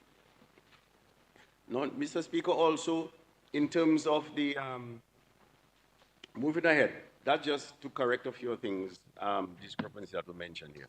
But this budget, we've all mentioned to you that it's at a crucial time in the world. It's a polycrisis time, many crises, whether it's the climate change, whether it's debt sustainability, whether it's crime, whether it's food insecurity.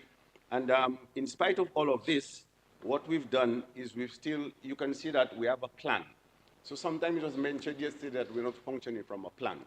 But we have two documents, our guiding documents, the NRDS, our National Resilience and Development Strategy, and our CRRP, that's the Climate Resilience and Recovery Plan. These are the two guiding documents that helps us and guides all of these budget proposals that we're bringing here. And these are the two guiding documents the entire world is taking a look at and is seeing. These are the documents that came out through the CREED, the Climate Resilience Executive Agency of Dominica. So to say that we don't have a plan, this is just, it's pure ignorance. If you haven't read it, that's a different thing. But it is there, and the entire world is taking a look at it. The entire world is seeing that, oh yes, this little country, this little small and developing state has a development plan. They have a strategy, and these are the two documents that everybody read. So I mean, it's just unfair to say that we do not have a plan. And if you go through the budget and you look at these two guiding documents, you realize how they're in sync, and that's the plan that we're going through. So and I think everyone should really take a chance and go through these two guiding documents. It will explain so many things, and you get a clearer vision as to how we set up this budget here. But even in the budget, you'll see how we continues with our productive sector and all the things we're going to be doing in agriculture and in the tourism part and the SMA, the small, micro, small, and medium enterprises, And all of these programs, we started before. As a matter of fact, just today, I just signed a document related to Mr. Agriculture. I'll be happy regarding the multi-purpose processing plant. That's which is on the way, which is in the budget as well. So all of these have been taken care of. Not only the continuation of these these productive areas that we mentioned in the past, but also the diversification aspect, whether it's in terms of the cannabis point of view, whether it's in terms of the CMOS, whether it's from the sperm whale reserve, and all of these different, just trying to diversify the economy. So they're all part of the program, and they're all part of the budget right here today. And as the Prime Minister did say, with all of this, we are not going to sacrifice any of our social protection programs, because that's just who we are. That's the DNA of the Dominica Labour Party. So all of this will remain. But, Mr. Speaker, what we have to see in this budget and the strategy and the plan moving forward is, okay, like for instance, growing up, we had different impressions of China and Saudi Arabia and Morocco and those countries, and out of the blues, not out of the blues, but you realize they've reached a certain standard, and you realize, well, what have they been doing? So what they have done is actually build a modern economic infrastructure, which is actually what we're doing here. So when you look at the road infrastructure and the bridges, we know the roads is a very important part, all of this. When you look at what we've done in health and our hospitals and health centers, when you look at our renewable source of energy, clean renewable source of energy, when you look at the technology part of our digital economy and even the digital aspect of health, when you look at the education transformation, when you look at our financial systems must be in place, the FIU, the Financial Services Unit, because we have to handle the CFATF and all those different things, the Financial Action Task Force. And then apart from that, how we empower people, whether it's through housing, whether it's through safe water, whether it's through their health, all of these combined together, Mr. Speaker, is setting the platform for us to propel ourselves to a next level. This is the modern economic infrastructure that the government is building now. It takes everything, and even catering for the capacity building and the public servants. When you see we do this for the nurses and the policemen and all the other public servants, it's a comprehensive approach, even the development of sports and how it interacts with health and even our environment. Everything is combined together to build this modern economic infrastructure, and all these different productive things, I mentioned the agriculture and the tourism, they all come together. So we cannot just look in isolation, then we just be focusing on the trees, but we have to recognize that all these trees make up a forest. They have to come together for us to benefit from all these different things. Now, and within all of these different programs that I've mentioned, there's always the resilience aspect of it, and the sustainable aspect of it. But we went a step further, and we're talking about partnerships. So that is why the DIC, even prior to this budget, obviously we get all the recommendations, etc., and suggestions, but all of them cannot come in the budget. Obviously, you have to see the cost of implementation, etc. But a lot of them are in the budget, but we took the measures mentioned by the DIC very seriously. They have something really related to labor, which is important. They have some related to population. So that is why in the budget, I did mention that, yes, we will partner with the private sector so we can see what can be done, because we need the ideas from them. It's something that has to be done together. And I'm very happy that, yes, they're on board with us, and then that will be a very, very important part as we move forward in partnering with the private sector so we can get more ideas and we benefit much more, of course. But apart from that, Mr. Speaker, there is a certain responsibility of the citizens as well.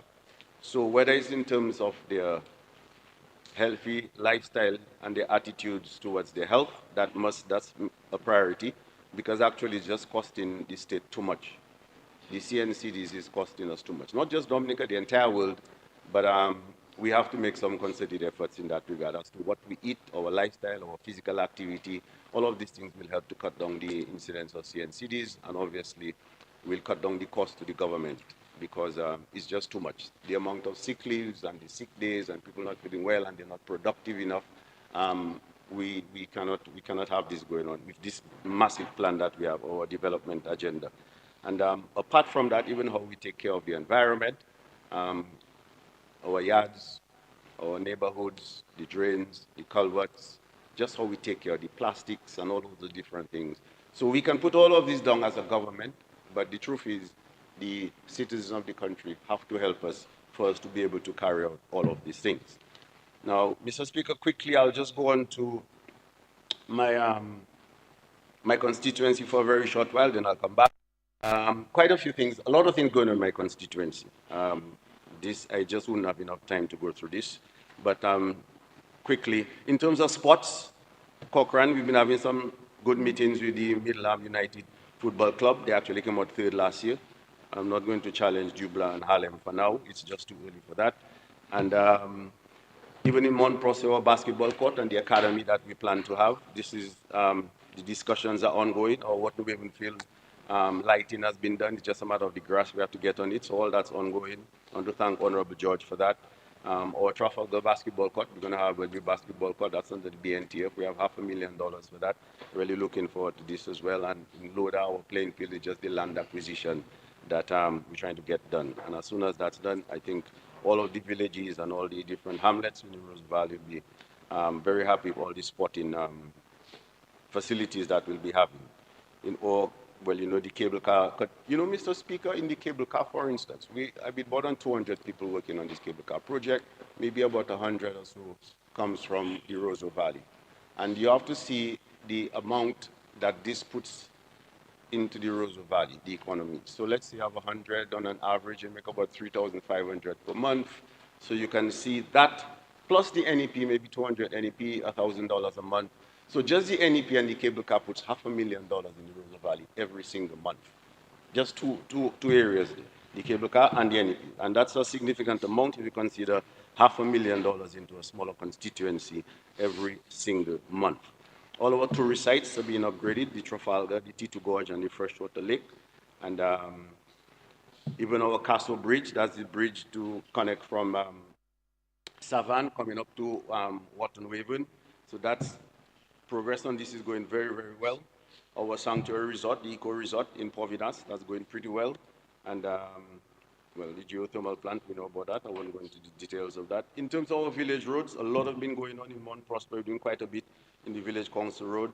We started some work at the Cowtown Road in Wharton Waven, which we have to continue.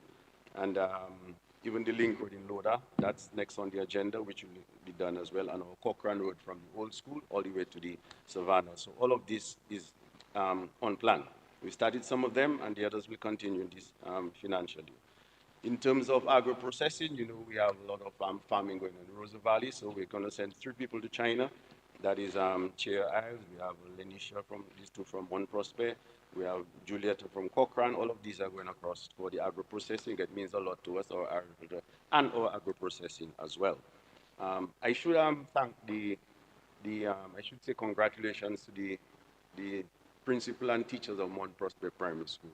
A small primary school, but they did exceptionally well in the national assessment. So I really want to say very good to them. Our housing programs do continue in Trafalgar. Obviously, some of them are a little delayed, but nonetheless, they're happening, and we're happy about that. And so in a nutshell, Mr. Speaker, the Valley is well taken care of. Loving people, they've been very patient, because they know that with this Labour Party, what has been promised, they'll be getting what has been promised.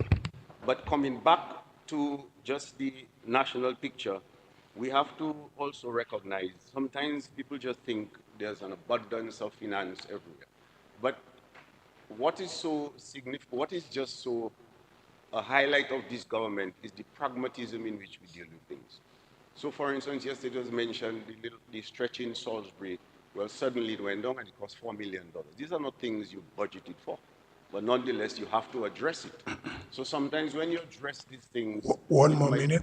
That's fine. It might put a little strain on the other parts as well. But what I think now, Mr. Speaker, every young person or anybody in Dominica now, Dominica is the best place to be at this point in time. With all of these projects and the bigger picture, when you put it together, there's no other place anybody should want to live. If anybody wants to live Dominica now, it's just a matter of going out quickly, getting qualified, getting certified, getting trained, and come back and get ready within 2 to 3 years, when the real action will start in terms of the benefits you're going to get from all of these programs. And you know, sometimes we have to look at things that, let's just get progress. Let's just make progress, rather than just think of perfection all the time. You know, it's just a matter of making progress. So, Mr. Speaker, yes, I know my time is up. So with this, I think we had a very fruitful discussion of our budget. Everybody seemed to have supported the budget on both sides. And with this, I, I rest my case here.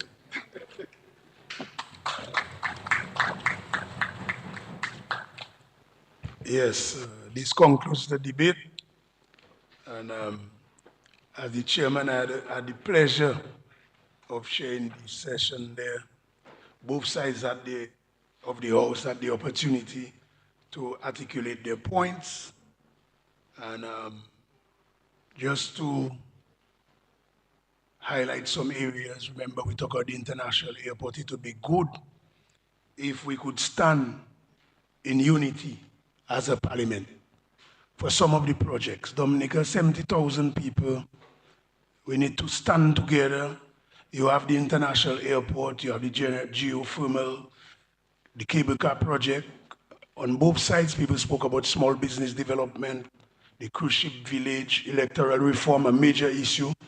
So climate change. So let us have some unity.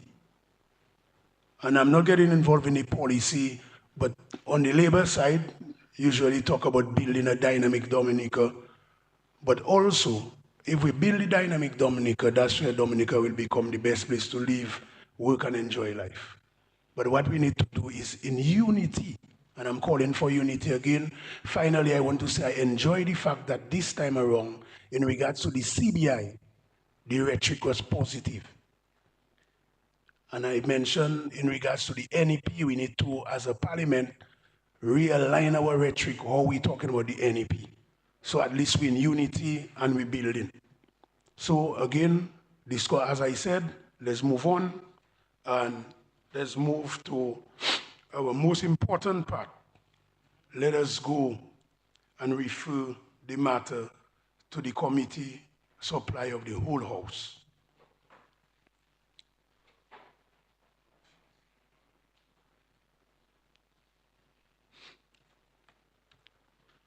So we're going to deal with the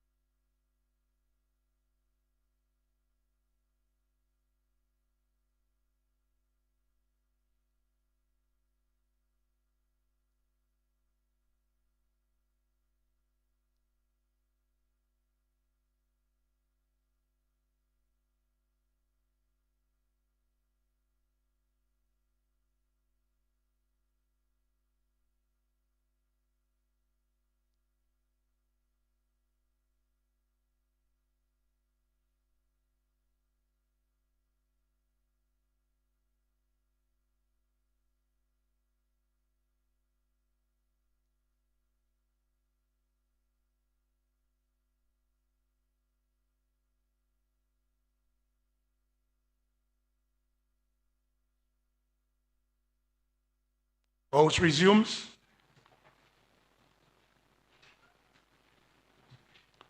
I have to report that the estimate have passed through the Committee of Supply without amendments. The question is that 1,614,304,452 is approved for the estimate. Those in favor? Those against? The ayes have it.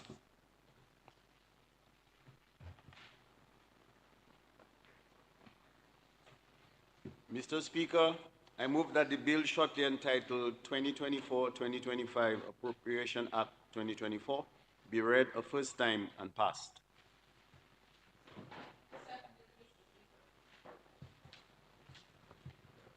(2024-2025) Appropriation Act 2024. The bill has been read a first time. Mr. Speaker, I move the second reading of bill shortly entitled 2024-2025 Appropriation Act 2024. Speaker.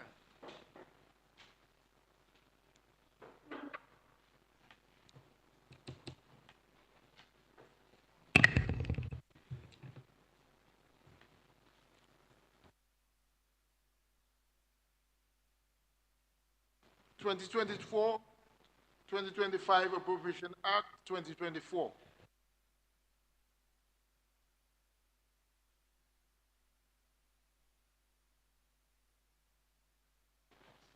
The bill now stands committed to a committee of the whole House to be considered clause by clause.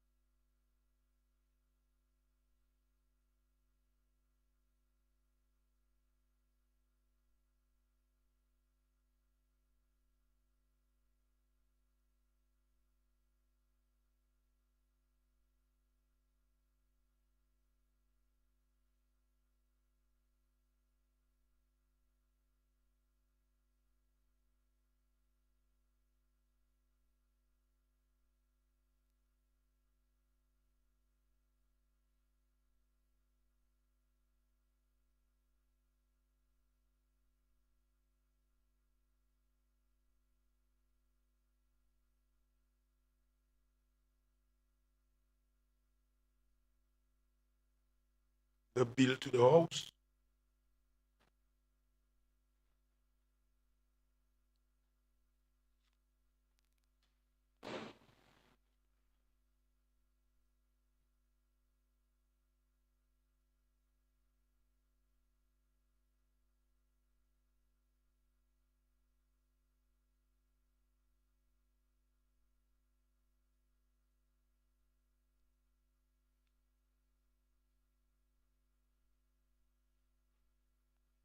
The question is that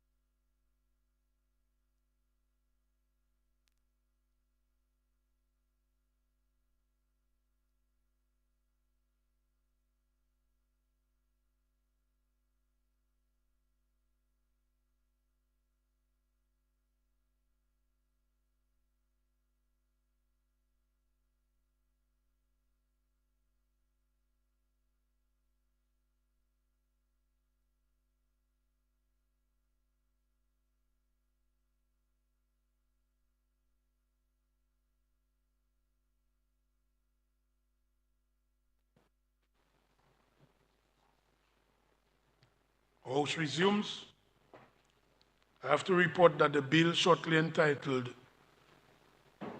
2024-2025 Appropriation Act 2024 passed through the committee stage without amendments. The question is that I report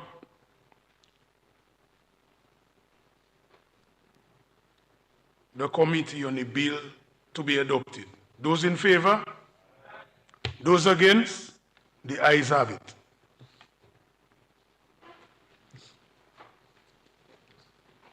Mr. Speaker, I move that the bill shortly entitled 2024-2025 Appropriation Act 2024 be read a third time and passed. Mr. Speaker.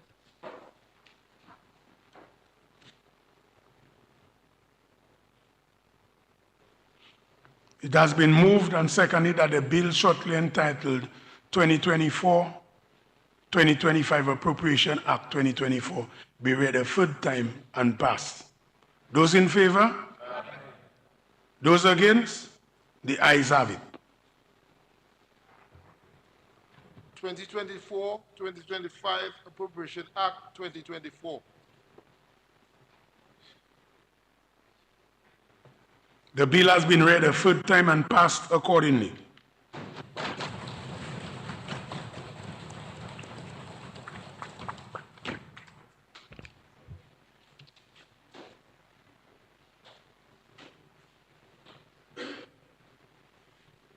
Authorization for overdraft.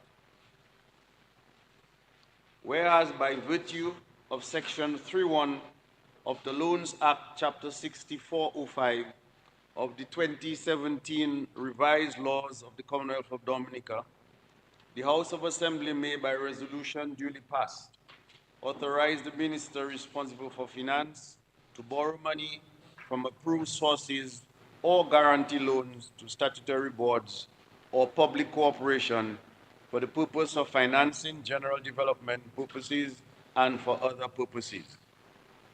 And whereas in accordance with Section 36(1) of the Finance Administration Act, Chapter 6302 of the 2017 revised laws of the Commonwealth of Dominica, the power conferred by the Loans Act to borrow money by means of advances from a bank may be exercised by means of a fluctuating overdraft.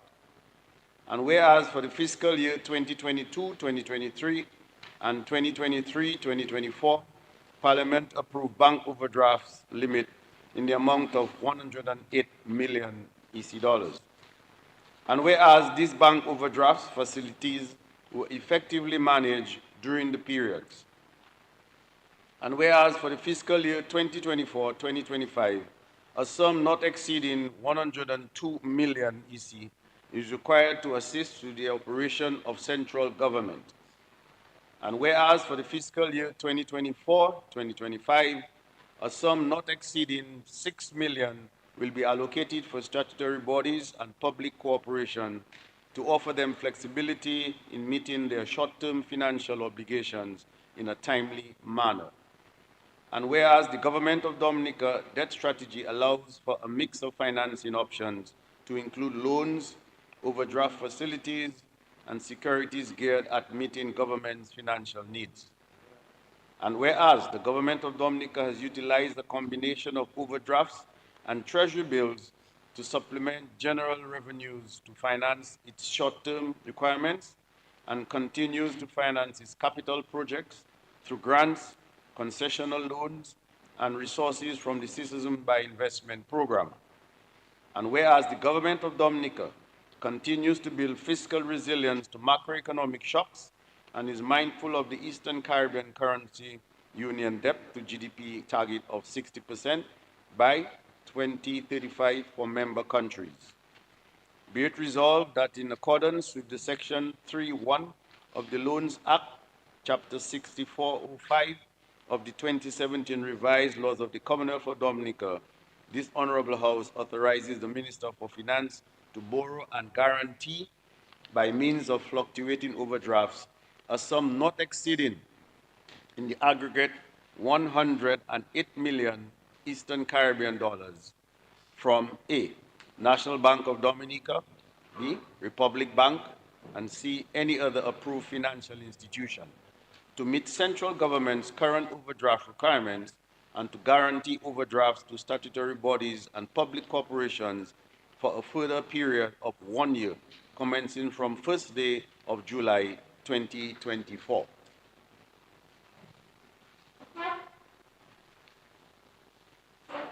Speaker.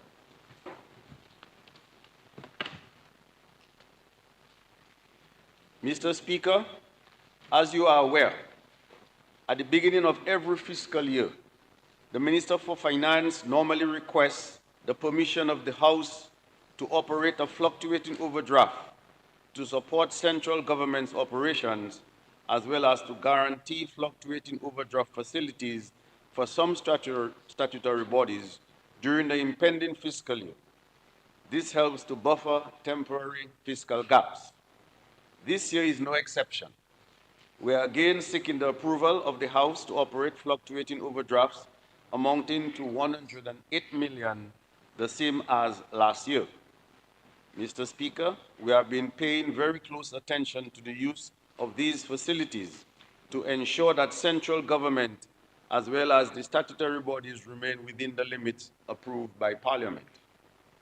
As a matter of fact, Mr. Speaker, Cabinet has appointed a monitoring committee to give greater oversight to the financial operations of statutory bodies. The objective of this action is to ensure that these entities continue to operate with the prudence required. As mentioned in the proposed resolution, the authority of the House to approve it is vested in Section 36(1) of the Finance Administration Act, Chapter 6302 of the 2017 revised laws of the Commonwealth of Dominica. I now commend the resolution to this House, Honorable House, for consideration. Thank you, Mr. Speaker. The motion is before the House for debate.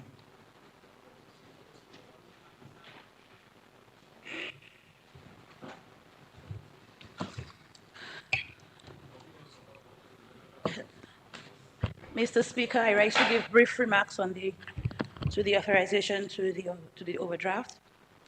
Mr. Speaker, for those who are listening, an overdraft occurs when there isn't enough money in the account to cover the transaction or withdrawal, but the bank allows the transaction anyway. Essentially, there's an extension to credit from the financial institution that is granted when the account reaches zero. Today, however, Mr. Speaker, the overdraft brought before this House is in the sum of not exceeding in the aggregate of 108 million Eastern Caribbean dollars. Clearly, Mr. Speaker, during the last fiscal year, we have been faced with a few external shocks and some of the other items that are on the resolution paper that have allowed the government to borrow money from the approved sources for the purpose of financing general developments.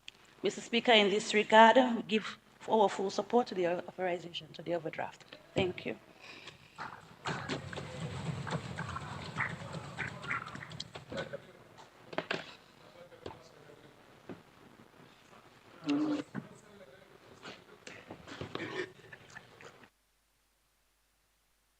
Thank you, Mr. Speaker. Mr. Speaker, I stand in support of the resolution before the House for an overdraft facility of $108 million for central government and for statutory corporations. It is essential that from time to time the government have access to funds which are above and beyond those already approved by the Parliament for those foreseen expenditure. Yes. But from time to time, the government may find itself in a position where it may have unforeseen expenditure, although there are other instruments available to the government. That is to say, that there can be expenditure outside of those that already been approved by the Parliament. But in order for the government to have access to the finance required, it needs to have access to funds. And in this case, through an overdraft facility. And I'm happy that the member for Salisbury supported the resolution before the House, because you saw what was unforeseen in Salisbury last year, when all of a sudden we had the collapse of the road on the highway in Salisbury. That is the type of activity or event, unforeseen event, that would necessitate borrowings. It also gives the government some space in managing the finances of the states, because obviously government gets funds from revenues, of course, from taxes, from loans, from grants, and of course, in our case, from non-tax revenue for the CBI. This gives the government the opportunity to manage its finances in a more orderly fashion. So therefore, Mr. Speaker, I support the resolution before the House for the approval of the overdraft.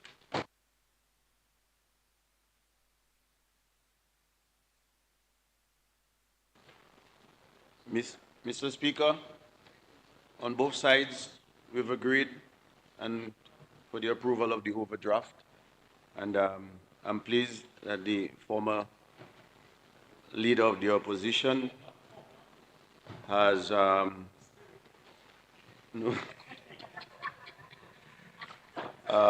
is in agreement with the overdraft. It's the same amount that we had last year. And I think we can proceed, Mr. Speaker.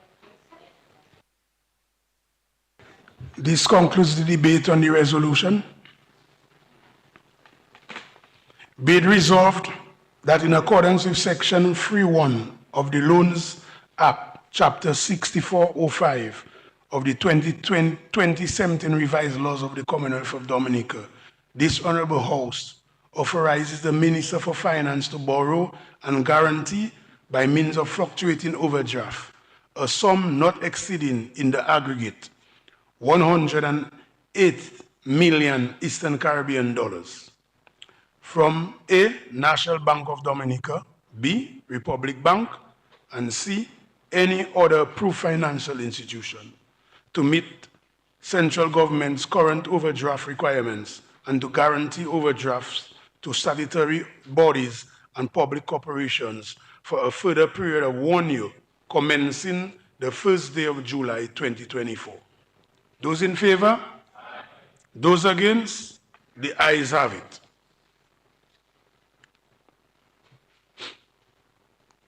So resolution is passed.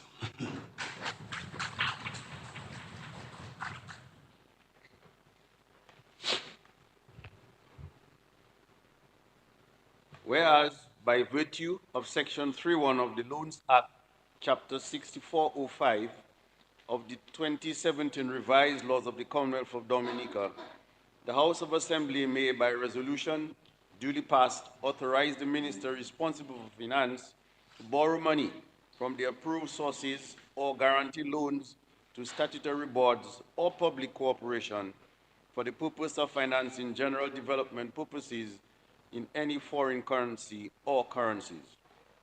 And whereas by agreement dated May 10, 2018, the government of Dominica contracted a credit facility of 3,500,000 special drawing rights from IDA for the purposes of restoring agricultural livelihoods and enhancing climate resilience of farmers and fisher folks affected by Hurricane Maria. And whereas by agreement dated July 31st, 2020, the government of Dominica, after it became necessary to divert some of the funds from the original loan to address food security, agricultural production, and health services during the COVID-19 pandemic, contracted an additional loan in the amount of 2,700,000 special drawing rights. And whereas the objective of the Emergency Agricultural Livelihoods and Climate Resilience Project is to contribute to restoring agricultural livelihoods and enhancing climate resilience of farmers and fisher folks affected by Hurricane Maria.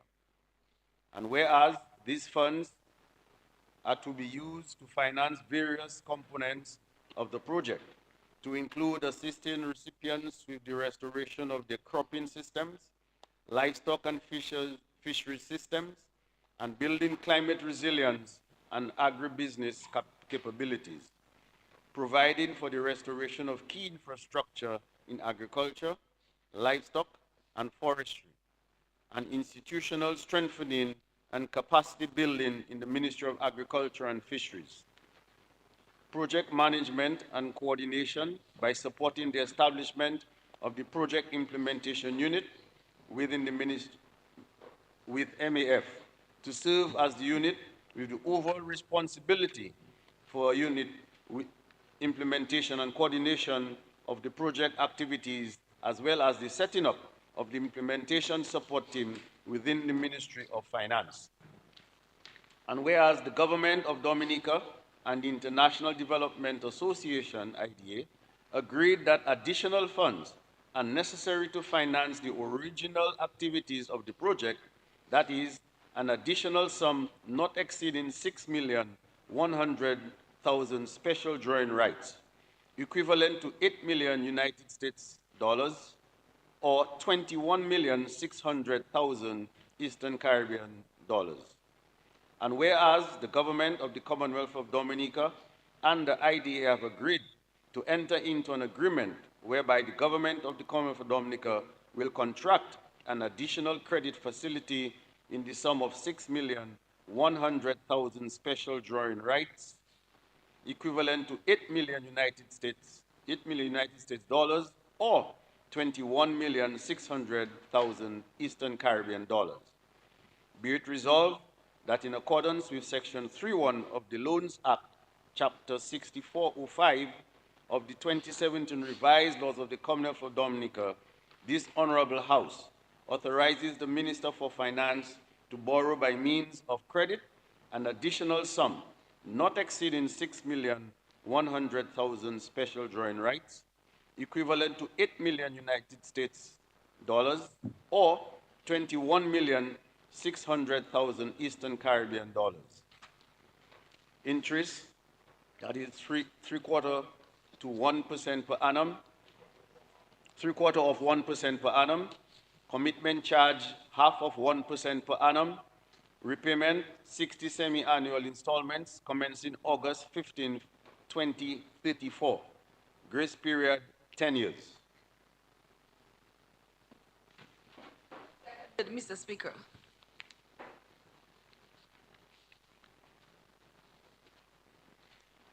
Mr. Speaker, the prolonged COVID-19 pandemic has highlighted the need to address the issue of food insecurity in Dominica and the Eastern Caribbean.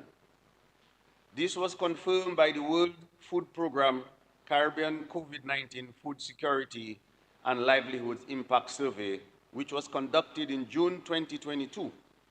That survey found nearly 40% of the population of the Eastern Caribbean were estimated to be food poor. Mr. Speaker, in March 2022, even before the World Food Programme released the result of their survey, our visionary Prime Minister, Honorable Roosevelt Skerrit, announced government's goal to increase agriculture contribution to GDP to 700 million by 2030.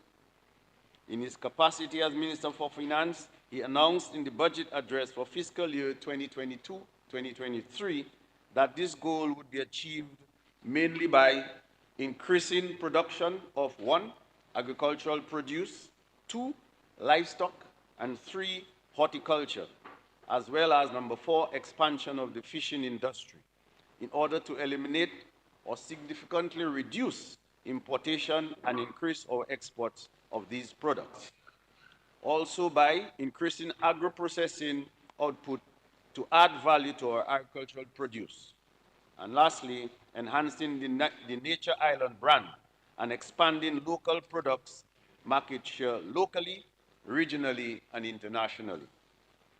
To accelerate the implementation of plans and investments in the areas which I have just mentioned, government sought the assistance of the World Bank to raise additional financing for agriculture. And an additional SDR 6.1 million, that is US 8 million, or EC 21.6 million, was approved by the Board of Directors of the International Development Association, IDA, under the following very favorable terms. 0.75% per annum, that's interest. The commitment charge is half of 1% per annum. The grace period is 10 years, and the repayment is 50 semi-annual installments commencing August 15, 2034. As indicated in the proposed resolution, Section 3.1 of the Loans Act, Chapter 6405 of the 2017 revised laws of the Commonwealth of Dominica authorizes the Minister for Finance, responsible for finance, to borrow money or guarantee loans from approved sources or guarantee loans to statutory corporation on behalf of the government for the purpose of financing general development or for other purposes by resolution passed by Parliament. This loan has been evaluated in the context of government's medium-term debt strategy, and it is consistent with the objectives of the strategy. As shown in the economic statistics, the agricultural sector has been growing. However, we are working to have a much sharper increase in this rate of growth to achieve our desired objective for the sector. Mr. Speaker, we are confident that the goal of 700 million contribution to GDP by 2030 can be achieved. And we are well on our way to achieving this based on our investments in agricultural production, marketing and infrastructure, including the international airport and the new cargo port to facilitate increased exports. I now commend the resolution to the House for consideration. I thank you, Mr. Speaker. The resolution is before the House for debate.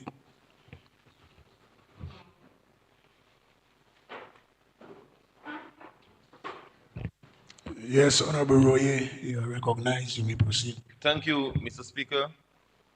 Mr. Speaker, I stand to lend support to the resolution before the House. Authorization for an additional credit facility from the IDA for funding the Emergency Agricultural Livelihoods and Climate Resilience Project.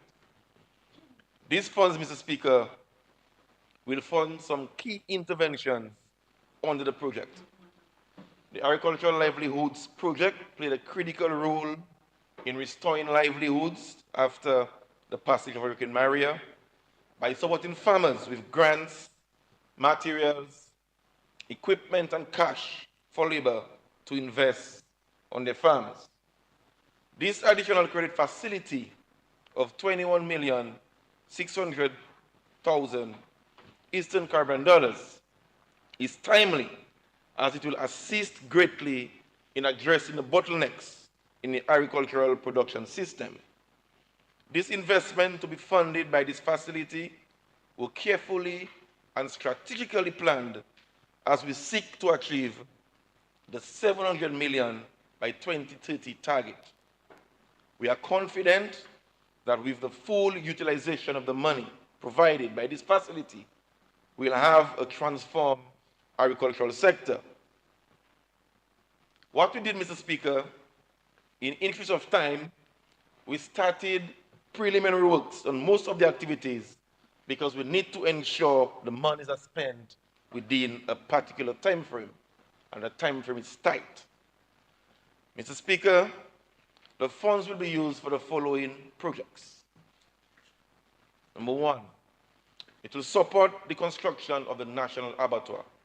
Mr. Speaker, as I said yesterday, a contract was signed in April at a tune of $6.4 million, and the new abattoir has the capacity, or will have the capacity, to process 4,000 birds and 50 pigs per day.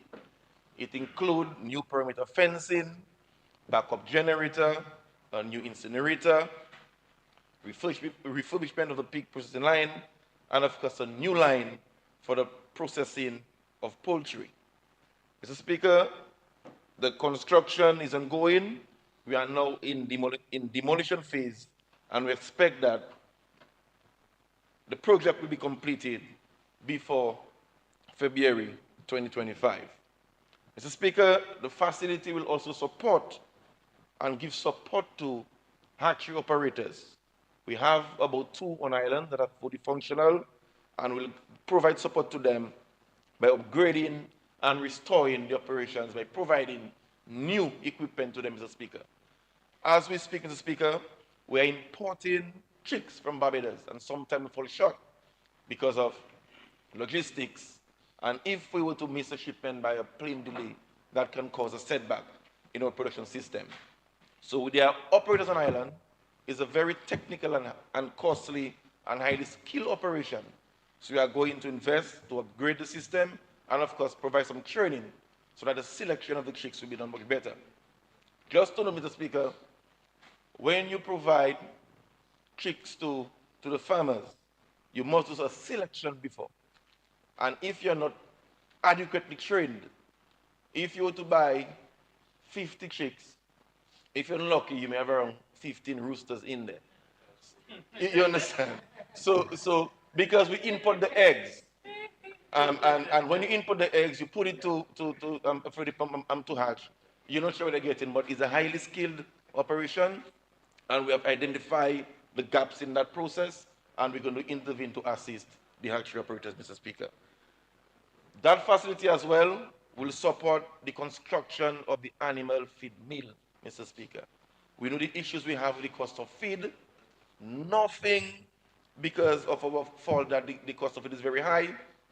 The cost of feed has increased by 59.9% over the past 3 years. And the average pound cost to 50-pound bag is about $68.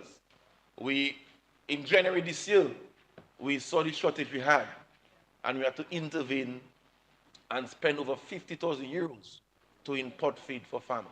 But with our own animal feed mill on island, we'll be able to supply feed first at a cheaper cost, and secondly, it will be readily available to farmers, Mr. Speaker. And just to note that 70% of the cost to grow animal is just the cost of animal feed. So we cannot do it at that. So that is one of the projects we have at the ministry that we are going to promote as a public-private partnership, and we're working towards that. Where we are with that, we are going to tender very soon for the equipment, and we're going to do a design and build, Mr. Speaker, for the actual structures. We have 2 options. The Prime Minister will give his clearance on a preferred option, and we're working to get that constructed. And as I said, the timeline is tight. We must end before May 2025, so all this must happen before May of 2025. So we're working speedily on that, Mr. Speaker. The second part to that is investment in protective agriculture. When we talk about greenhouses, we speak about hydroponics. As we said yesterday, Mr. Speaker, we are impacted by climate change, and which is not our fault at all. That's why I reiterated yesterday, I had my voice to the call with the PM for climate justice. So these are the kind of monies we have to look for to invest in agriculture. So our farmers will be provided with greenhouses. We had an expectation of increase earlier this year. About 76 farmers applied to that particular facility. We are doing the assessment, and added to that as well, not just new, but they're going to provide farmers who have the greenhouse structures that requires rehabilitation as well. So we are looking into that as well. And that, Mr. Speaker, on that particular component, we are going to invest in our agro park. That's what I mentioned yesterday as well. So the agro park will be located somewhere in Picard, where we have at least 4 or 5 high-level hydroponics greenhouses system, fully automated. And of course, it will be used for persons to learn the technology, and we're going to have the commercial production of lettuce, tomatoes, and other vegetables, Mr. Speaker. So that facility will lend support to the development of the agro park as well, as of course we look to boost production to meet the demands that are currently present on the market. That will also support the micro irrigation systems for open field agriculture. Around $1 million+ will go into that. We also had an experimental interest where farmers applied. We had around 100 applicants, over 100, and we're going to target to support 100 farmers, Mr. Speaker, to provide irrigation system to them on their farm. 100 farmers. We did all the assessment, we did all the site visits, we have the names, and then we are going to now tender to procure the equipment. So that will include drip lines, water pumps, solar automated timers, and the entire works, so that we can combat again against climate change, because we're experiencing longer dry seasons, and it's difficult for farmers to grow vegetables in open field. So that's an intervention that we are looking forward to, and we are hopeful that we'll get the desired results. In addition, Mr. Speaker, I also spoke about the revamping of the banana and plantain subsector. Some monies from that will go into that. So as I said, we've signed a contract for $1.1 million to provide the sleeving materials, fertilizer, agrochemicals, tools to support the farmers that we provided with the tissue culture plantlets. Thus far, we have distributed 15,000 plantain plants, and we have 17,000 banana plants, as I speak, being hardened at the Portsmouth Agricultural Station, and by October, we'll distribute an additional 30,000 banana plants. So that, again, will support the revamping of the banana and plantain subsector. Importantly, our fishers got a hard blow during Hurricane Maria. Not only they lost boats, but the fisheries infrastructure got hit and got damaged. So we are going to see the restoration of landing sites. So we're going to do that in Stowe, we'll see slipway and some concrete works at Stowe. In Saint-Sauveur, we'll do slipway as well and provide ice machines to the farmers. In Scotshead, we'll be constructing a brand new slipway as well. In Newtown, we'll see the covering of the vending area where they're vending fish in Newtown. In Fokole, we'll see the rehabilitation of the vending area and some storage facility. And in Mahu, we'll see the rehabilitation of existing slipway and construction of external bathrooms for the fisher folks in farmers. So, and all the sites will be getting equipment, coolers, and ice machines as well. Mr. Speaker, as redundancy to support our bigger and larger fisheries complexes, Mr. Speaker. So the fisher folks will be given some attention under this facility as well.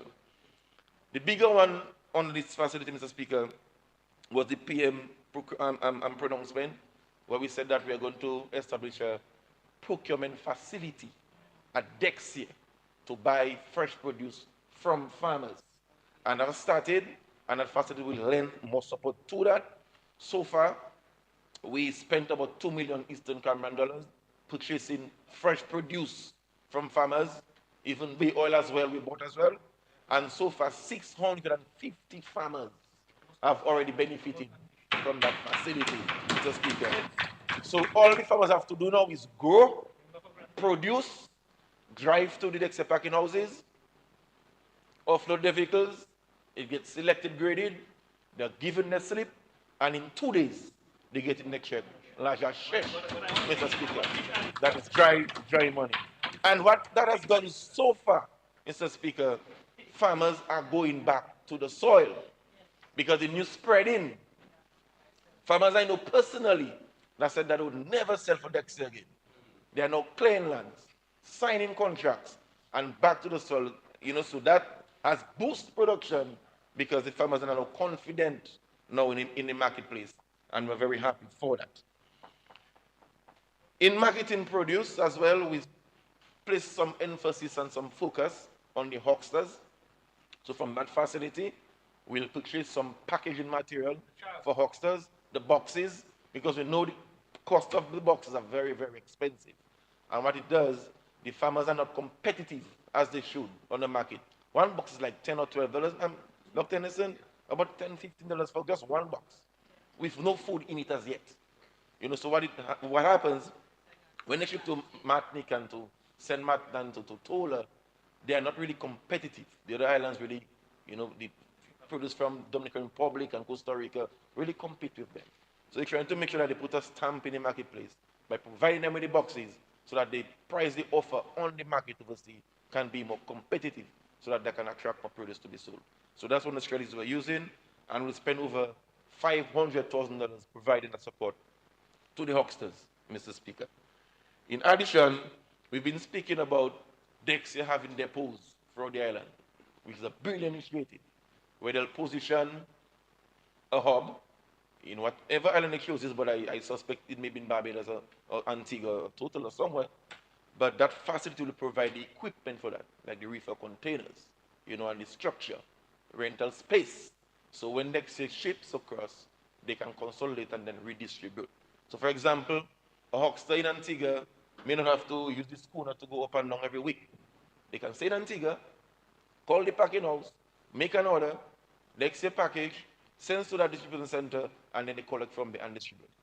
It can also mean Dexia themselves have their own customers, they send to them, serve as a hub, they can store because they reefer containers, and they can sell. Or they can consult Dominica, send everything up, and then look for sale and distribute. So there are many models that they can follow, but the intention is to have a presence in the marketplace where somebody knows there's a Dominican stock and they can pick up whatever they want. So that facility as well will provide Dexia to achieve that goal, Mr. Speaker.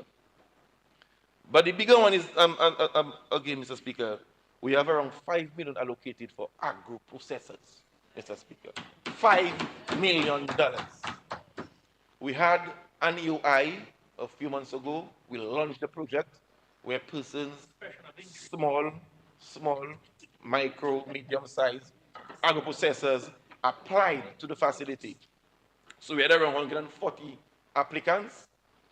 So far, we have maybe done assessment for about 100 of them, and we are going to assist them to purchase equipment to build their facilities. Some of them have potential, they want to grow, but they can't really afford to get the type of machines that they require, and we're going to lend support to that. What it does will really develop and enhance the food safety issues in the place and to build the capacity so they can produce more and package better, and then they can be more competitive on the marketplace by being more consistent, having a product that is well labeled, a product that is certified, and a product that was prepared in a safe environment. So that facility will lend support to the agro-processors, and we're looking forward to that. Either we procure the equipment or we hand over the checks to the processors. So that we'll do in earnest by next month, September for sure. That component, we want to bring closure to it. So Mr. Speaker, all the projects I mentioned, we must close by May 2025 because the projects come to an end by that time. So I also want to take the opportunity to thank all the staff at the PIU who have been there for over 5 years trying to implement that program. That is Mr. Stevenson and Sean and the rest of the guys really working towards that. But I also want to remind them that we only have 10 months left to implement all what I just said. So as I speak, we should be on overdrive. And I, of course, and the staff of the ministry is there to support them, and we're looking forward to its implementation because we see this key intervention as fundamental in us achieving that 700 million by 2030. So we're looking at the entire production system from establishment to processing to marketing. So if you listen to me properly, you will see we address the entire value chain in that one project. So again, we want to thank Ministry of Finance and the World Bank for making this facility available and look forward to its implementation. Thank you, Mr. Speaker.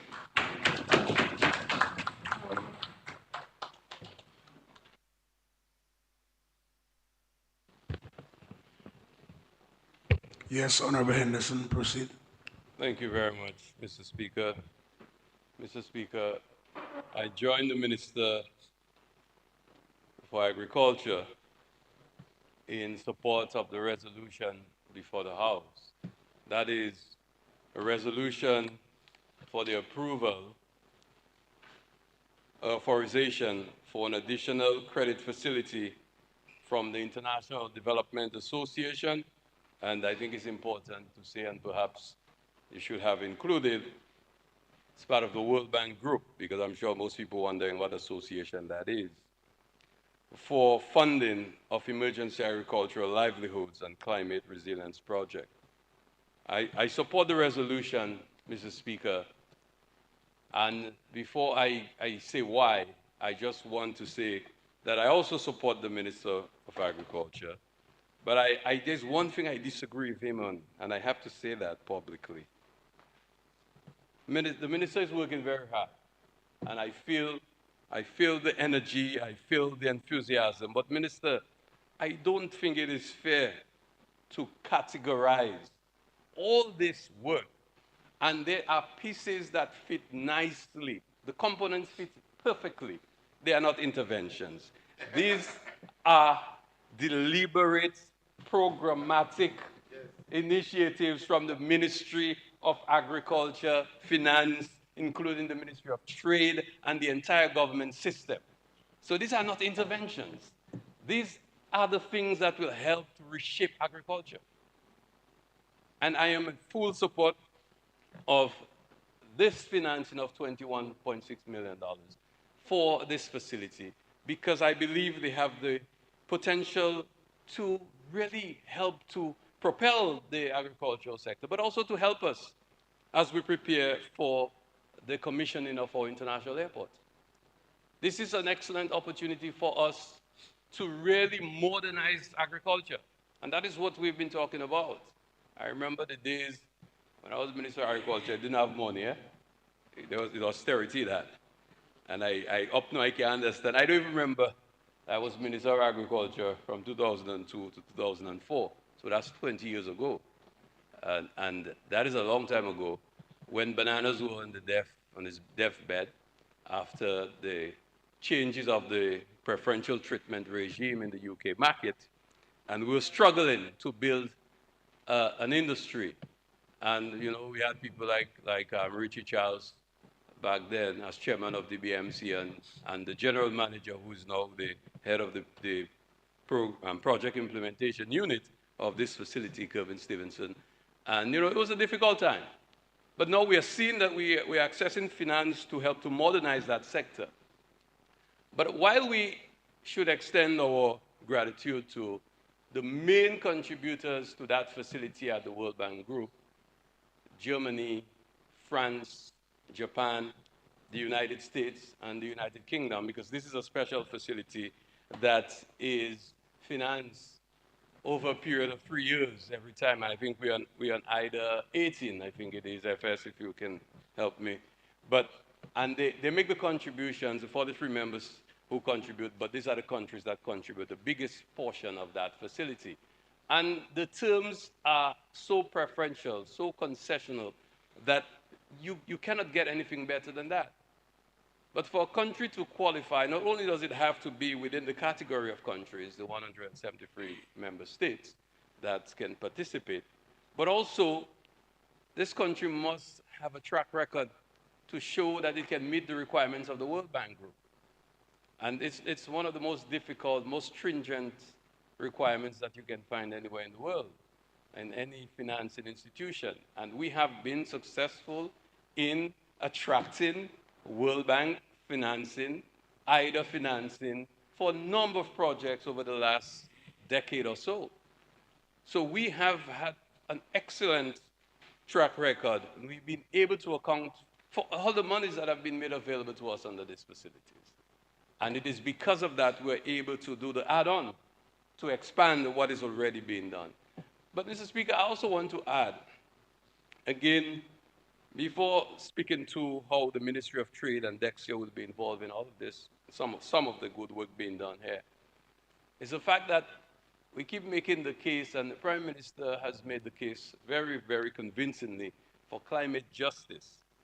Because while we express gratitude to those countries, we should also demand from them that this is part of the reparation for the destruction of the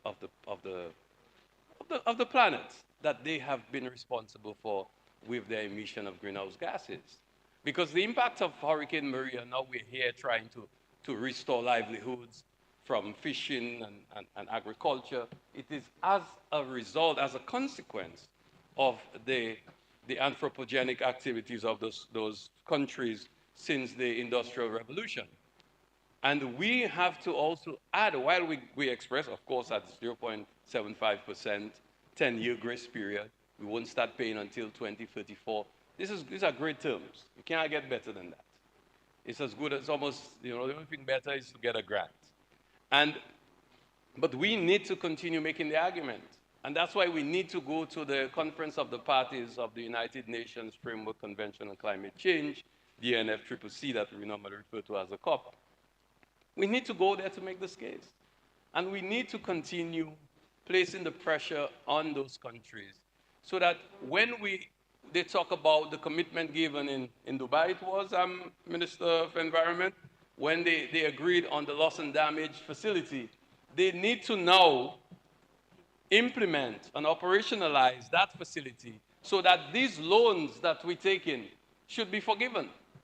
So we have to make that case that it is not prospective, but retroactive. In other words, we have to ensure that all this, remember I think it was how much? We said it was about 346 million between Hurricane Maria and Tropical Storm Erika. But we also have to add the other damage that we've had to sustain, housing recovery as part of that. And all of these loans that we were forced to contract because we had to rebuild from those events as a result of climate change, that we should benefit from that loss and damage facility. So as we go to Baku, Azerbaijan in November of this year for COP29, we must make the case that this loss and damage facility must be operationalized, but it also must ensure that we can benefit and get compensated for those loans that we've contracted over the last 10 years. And as we've said to our colleagues in CARICOM and the Alliance of Small States, we continue to say that it must have a cutoff point, and the cutoff point must go back at least 10 years so that it can capture events for us like Tropical Storm Erika, Hurricane Maria, to ensure that we can get those debts repaid as a case made for loss and damage. But, Mr. Speaker, Dexia is prepared to work, and well, we have been working, I should say, with the Ministry of Agriculture to implement some of the projects that have been being financed under this facility.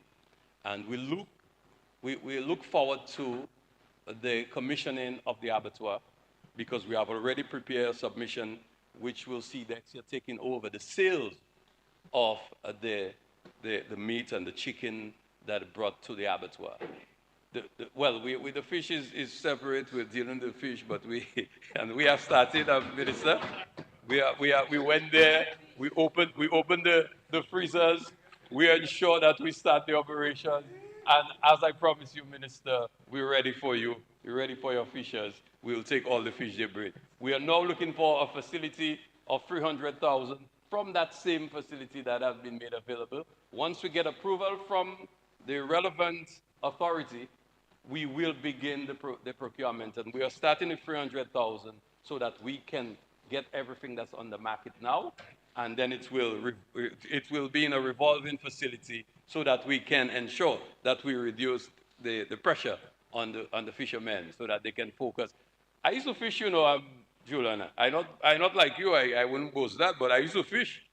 It's true. It's beaching. I used to hold outside of Marcus Street, and a little tuna sometimes in the Gulf outside of Salisbury. But I try a thing, and I know my grandfather and my uncles how they used to do after they pull the nets. They had to go and sit down by the road or maybe reach Maho and try to sell their fish. So I know about that, and I understand what the fishermen, what they experience, and therefore I am also committed to that. But back to the abattoir, we are preparing to ensure that one of the things that we have set ourselves a challenge is to ensure that we can utilize the facility of the abattoir to start focusing on cuts. And we have spoken about that before. How do we improve the local chicken, the local beef, the pork? How can we improve it so that it becomes something, I don't want to say more presentable, but get it to the marketplace, packaged and cut how people would like to have them. So that those who like the whole fowl can have the whole fowl. But those who want, people like me, the wings I like, and you can see why. And those who like the whole legs, you can get the whole legs, and the thighs, and the breasts.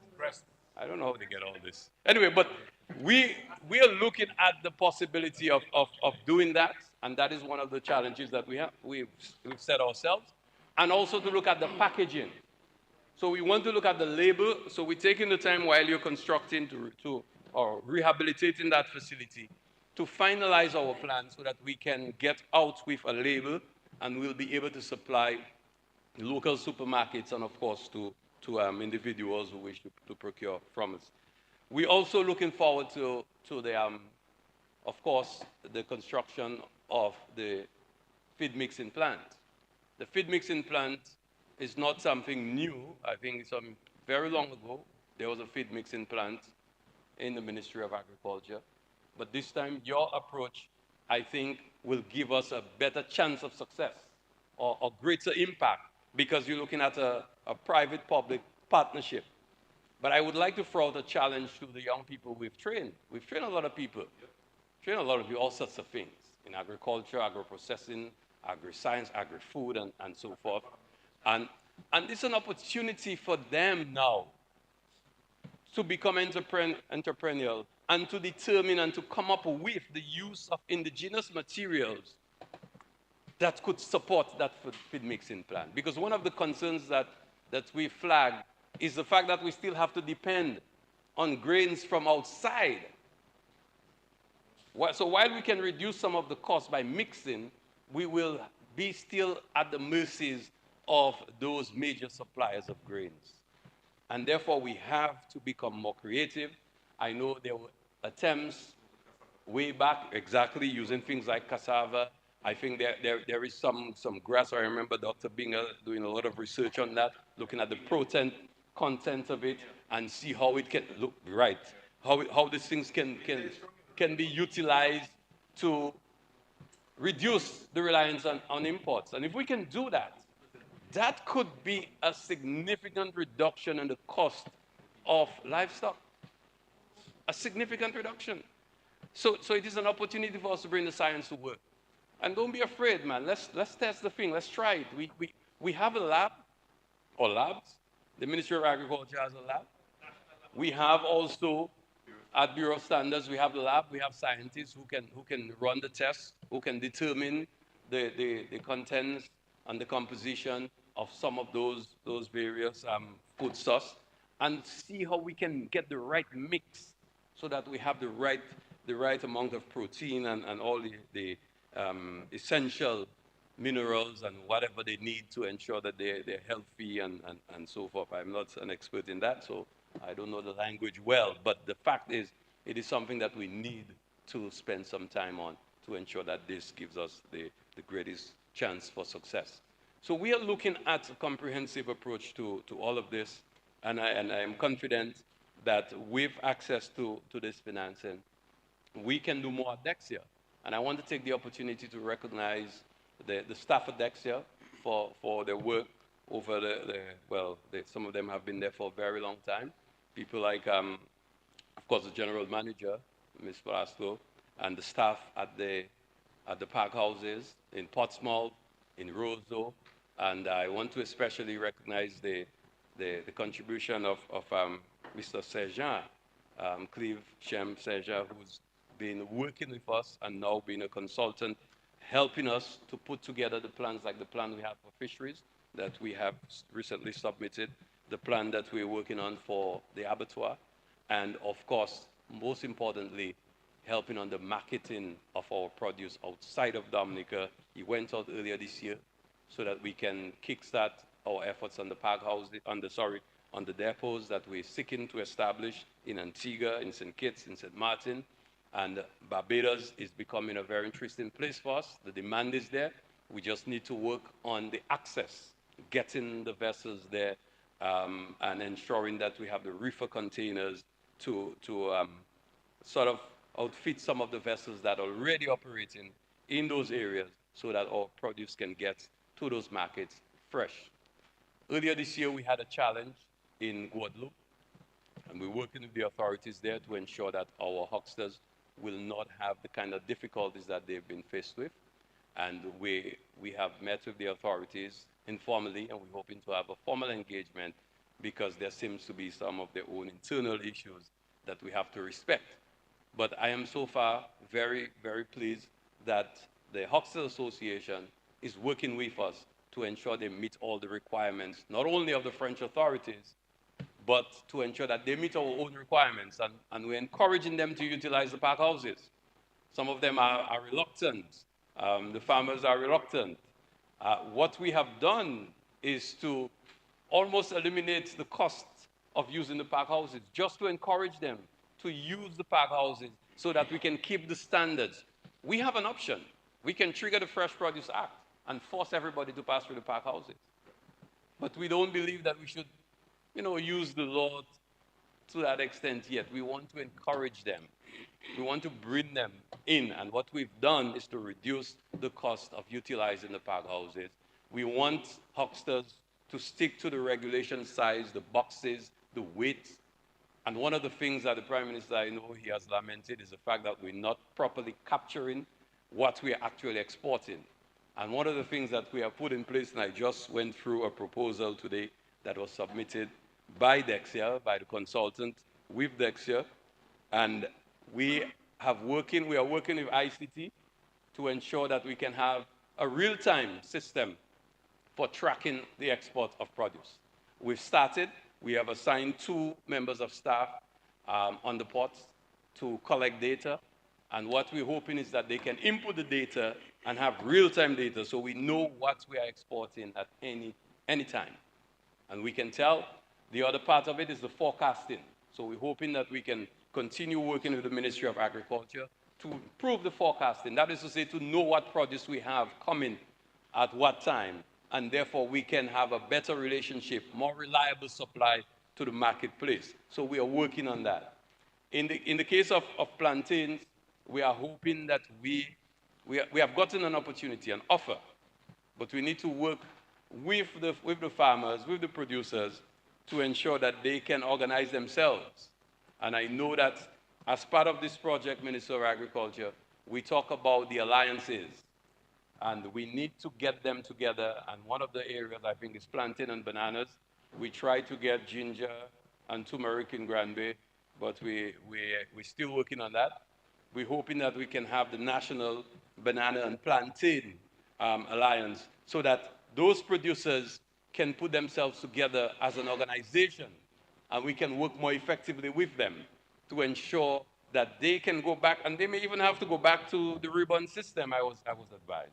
Because if we want to provide to the US market and markets further afield, we would have to have a system to know what time the produce will be ripened, and therefore it does not damage in transition between here and the US market, unless, of course, we can do it by air, which I don't think is advisable at this time. So we are working with the Ministry of Agriculture to ensure that we can enhance and improve our export of Dominican produce. But as I said a few days ago, one of the key things we're working on is that label. But in order for us to have that Nature Island label, we need to get our hucksters, our exporters to pass through the pack houses and to ensure that they can be certified. We also continue to work, that is to say the Bureau of Standards, with farmers. And I know my good friend across the aisle, he's certified, right? You have everything you need. If we come and do an audit, you're okay. You have your washrooms on site, you have access to water, and you have all of these things that they have a whole long list that they have to go through so that farmers can be certified. This is going to become more important as we build our Nature Island brand. Because people, of course, consumers outside of Dominica want to be satisfied that our produce, not only done in an environmentally responsible way, not only no forced labor, but they also want to ensure that they're healthy. And the traceability is something, of course, that if we were to really attack and approach those wholesalers or retailers like Whole Foods, they have an obligation of traceability. No, they want to know where that food was grown, where that produce came from, where that product and how it was prepared. So all of these things are things that we are encouraging farmers to do. We are encouraging agro-processors to do through the Bureau of Standards to meet the necessary standards. I have seen the work of the Bureau of Standards, and I want to thank especially the outgoing officer in charge, Mary Graham, who did an excellent job during her tenure there as staff and also temporarily heading the Bureau. I have seen the work that they've done, the quality of work, the ability that we have to test, especially for agro-processing, looking at the contents and helping with labeling and helping with some of the important aspects of agro-processing and ensuring the qualities are met. We even do water testing. If you want to check your SUS, bring your water, we can test it for you and tell you, how it is before you don't do something to yourself. But if you want to test your water, they're doing it at a small fee. I mean, there are a number of things that we do at the Bureau that people are not aware of, except those people who are really involved in the business that we do. So sometimes people don't know. And I have to say as well, Minister of Finance, and I see the FS sitting over there, we still subsidize the things that we do. And I think this is also something that we need to have a conversation on. How can the Bureau of Standards do more? But how can it be self-sustaining? And I think one way to do that is to ensure that while not making it too expensive for people to access our services, but at least a fee for service that reflects something closer to what we offer. And I think that may be in the best interest of everybody, all of us as consumers, because in a country, as we develop, we would need to adhere to standards. We want to feel that whatever we consume is safe to consume, and therefore the Bureau of Standards have a very important job to do in that regard. So, Mr. Speaker, I support the resolution before this House, and I realize everybody is looking at me that they want to go and have their break. Everybody feel like they want to go and eat. I'll stop. So thank you very much, Mr. Speaker. I support the resolution.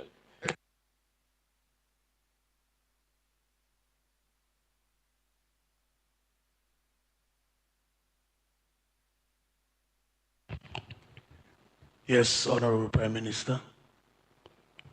Yeah. Thank you, Mr.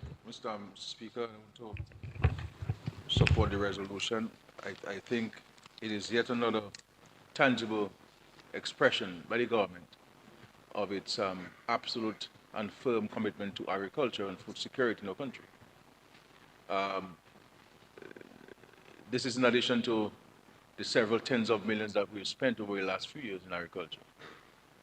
And I believe that the various programs and projects we've had over the last years have no doubt infuse a greater sense of confidence in farmers, existing farmers, but also we have seen a number of new people into farming, especially working people and professionals getting involved in farming and agro-processing and fisheries and the likes. I particularly welcome, Mr. Speaker, the focus also on utilization of technology in agriculture, because in a growing world where, you see, the more we get developed in Dominica, is the less you will find Dominicans doing the things that they did yesterday. So there are a number of services which Dominican citizens provided to various sectors. You will find that we're moving away from this. And therefore, this will create a labor problem, as we've seen in many countries, in developed countries, especially as they address issues of immigration and migration. And so we in Dominica are not immune to that natural phenomenon. And this is why we need to also address the issue of labor in agriculture. But we believe that one of the ways to do so is by the utilization of more technology.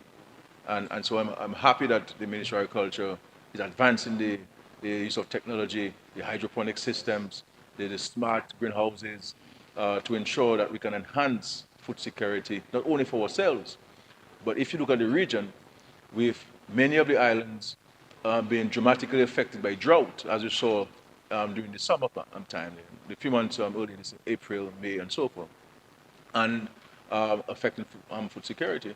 And some countries have moved in a dramatic way to the hospitality and services industry, and people have moved away from agriculture. And I'm happy, Mr. Speaker, that we in Dominica, in the government, we're making every effort possible by mobilizing the resources, the financial resources, to invest in agriculture, because we absolutely believe that you cannot have a successful tourism industry without having a successful agricultural program. And I believe that we in Dominica, we are in an extremely fortunate circumstance where we can advance tourism and also ensuring that we anchor agriculture. We have the soil, we have the temperature, we have the rainfall, and we have the water, Mr. Speaker, and the government is providing the resources to make those things happen. We have to continue to invest in agriculture. We have no choice in it. We have to absolutely ensure that we have food security, that we can feed ourselves as far as practically possible. I welcome the new investments in the abattoir, because we have to ensure that we have better quality meat supplying our citizens, because these imported foods are creating health problems for us. And the better we have control over what we put in this, what we feed these animals with, and the processing, and of course agricultural produce, we will have better and healthier people in our country, because the well-being of our people is crucial.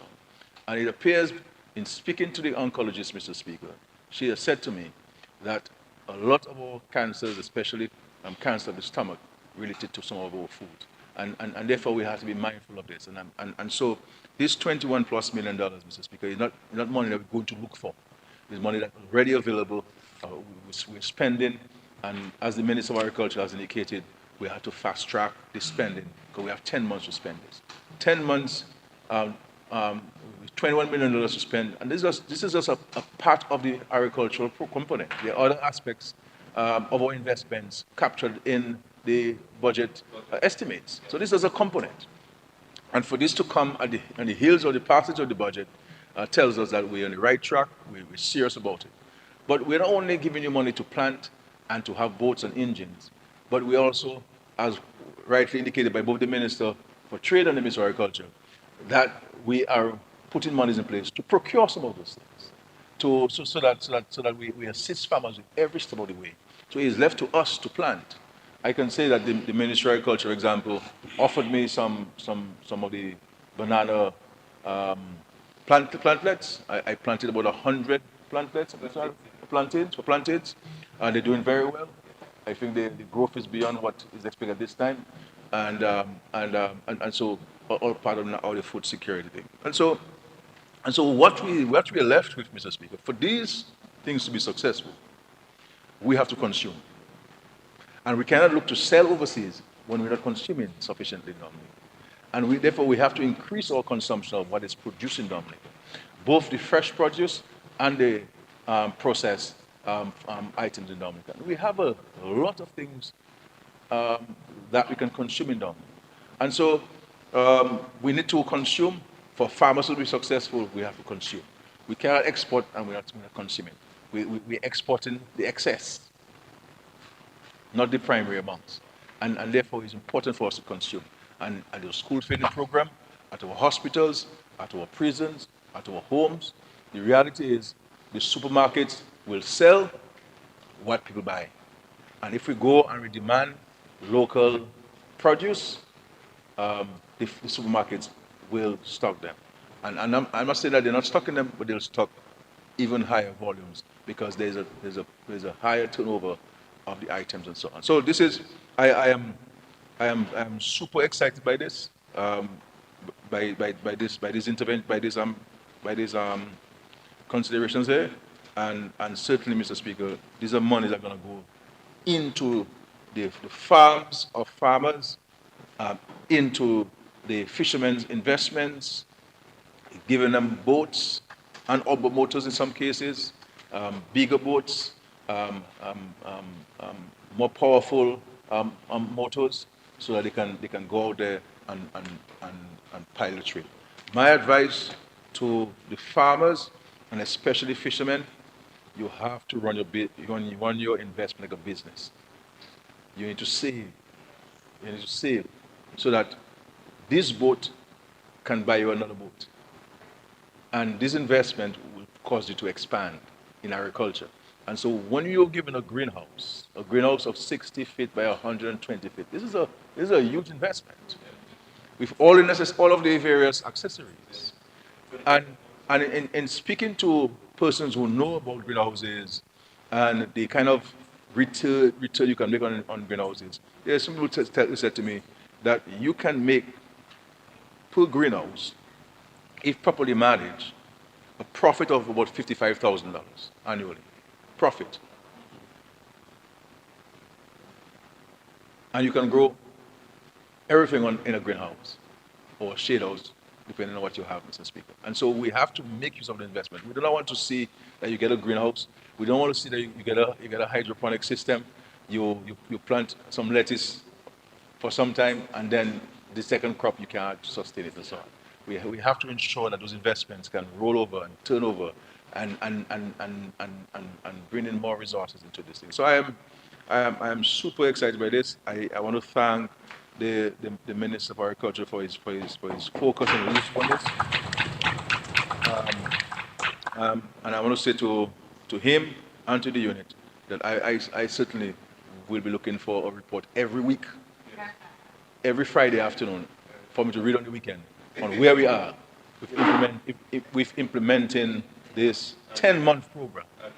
This 10-month program that we should not in any instance allow 1 cent to go back to the World Bank Group. That every single cent must stay in Dominica and spent in the agriculture and fisheries industry sector in Dominica, Mr. Speaker. And so we will push, we will enhance efficiency, we'll enhance the procurement. Obviously, there will always be challenges because there are procurement issues and limitations, but we will do everything possible in government to ensure that these $21,600,000 are spent on the farms, on the seas in Dominica, and to provide DEXA with the added support to increase the export of agricultural produce. And I want to thank the Minister for Trade and DEXA for their focus on this. DEXA has money to buy produce. Farmers need to go and bring this stuff and package and send out. So the markets are there. We need more supply. We need consistent supply. We need reliable supply.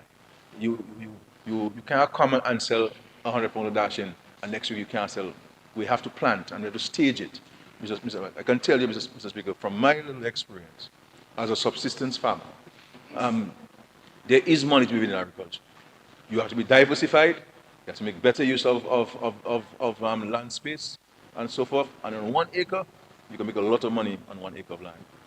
A lot of money. And I see it, I know it, I experience it, Mr. Speaker. If I am to go to agriculture full time, I can tell you I can make a lot of money in agriculture by being diversified and focused on it. There's money to be made, and so let us make the money in agriculture. The government is backing us, and so a lot of positives happening. When I listen to the Minister of Agriculture, these are things that need to be repeated. And we need to keep the country updated on where we are with implementing those various interventions that he has spoken about. This is comprehensive. This is, I mean, I started, Mr. Speaker, and this is a budget address on agriculture. This is a budget address on agriculture from the Minister of Agriculture. And that is outside of the hour and a half it took, or the 45 minutes it took, in presenting agricultural response and contribution to the budget. And in last part with his contribution, when I heard most of his contribution, those points were not, so it's a new budget there. I mean, it's a new budget debate we're having now. And so we need to have more positive minds in the country. Let us talk about what's happening, the positive happening. And all of us, yes, we'll have criticism and so on, but we can only get people to appreciate the investment we're making, for them to take advantage of it, if we speak from a positive standpoint, a constructive standpoint. Yes, we could do a little more here and there, so let's say that. But we cannot throw cold water over those interventions. These are important, they are sensible, they are targeted, they are focused, and they're part of our broader strategy. A broader strategy of food security, the well-being of our society, and ensuring that as far as practically possible, Dominica can always grow food. There is one thing, Mr. Speaker, we always have to ensure as a government, that we must always ensure that we can have bananas in Dominica. And I am happy that we're paying attention to bananas and plantains, but more so bananas for me, Mr. Speaker. This is what we have known. This is what has given us the cornerstone in our country. And we have an obligation to ensure that we continue having bananas in Dominica. It's an important staple, it's an important fruit, and there's a demand for it regionally, there's a demand for it locally, and we try to encourage people to plant bananas. And so I'm happy that we're focusing on bananas. And there's so many farmers who are showing renewed confidence and interest in bananas. We had a glut in the market, for example, on plantains. Dexter stepped in. Dexter stepped in and purchased it. And so this is the kind of things we are doing, practical, sensible things, responsive things we're doing with agriculture and the procurement of agricultural produce concern and so on. So farmers have had some really good times with this Labour Party government over the years, but I have never seen a better time for farmers than in this period, Mr. Speaker. And the truth is, I say so devoid of any political consideration. Devoid of any political consideration. It is a practical fact. And we can say there has been absolutely no discrimination. Absolutely no discrimination. And not for communities, not for villages, not for constituencies, not for those who support or don't support the government. There is no farmer, there is no fisherman who can say that he was discriminated against because of his political affiliation or where he resides or where he comes from. People have benefited. And I think this is one of the reasons why the member of Salisbury indicated that things are happening in Salisbury. And I think from that standpoint, there are a lot of positive things that we've done here in Salisbury, a lot of interventions. You know what I'm saying? I mean, people are happy with this. Likewise, Marigold, I see my brother smiling, even he too, Mr. Speaker. He's a major beneficiary of the program. And I'm not saying so to highlight him publicly. I'm just stating the fact that if you're serious, irrespective of who you are, and you put yourself forward, we'll embrace you to grow forward. And this is why I said to Mr. Agriculture, let us put the resources into the hands of serious farmers. Irrespective of who the farmer is, let us put in it and let's grow food and make money for themselves, bring in foreign investments, foreign exchange to the country, and grow the economy. And yes, we have set ourselves an extraordinarily ambitious target of 700 million to the GDP. But if you don't think big, what are you going to achieve? If you think small, you will not achieve anything. If you think big, you'll achieve something. And so when you're in school, you don't go trying to get a C. You try to get an A. You see what I'm saying? I mean, if at the end of the day you end up with a B, say, thank God you got a B, you could have done better, and you try on the next exam. But we have to think big. And can we achieve this? We may not achieve it within by 2030. That's okay, because there are all the challenges, the environmental challenges, the climate change impacts, and so forth. But we have to think big. And I think I have set this target to let the country know that we are serious about agriculture on all fronts. And we are serious about fisheries on all fronts. And it is left to us to make a contribution. And I think if we can reduce on our food import bill and increase on our food export bill, this can help in achieving the 700 million. And I think I'm happy that the Minister of Trade mentioned that they're working on the statistics, because our statistics is falling short in terms of what the real contribution to the GDP by agriculture. I believe it is woefully underreported. Woefully underreported. It doesn't take into consideration the agro-process part of agriculture. What we turn into chocolate, what we turn into cocoa sticks and cocoa powder, the honey. I'm a farmer, Mr. Speaker. I farm cumulatively on about 3.5 to 4 acres, but I've seen nobody who come to me to take any statistics. I do sell. So nobody has come to me, what do you sell in Scared? What do you sell? And I don't plan to sell because I am not in the business of competing. I plan because I love agriculture for my time, and I want to encourage people to get involved in agriculture. That's why I planned.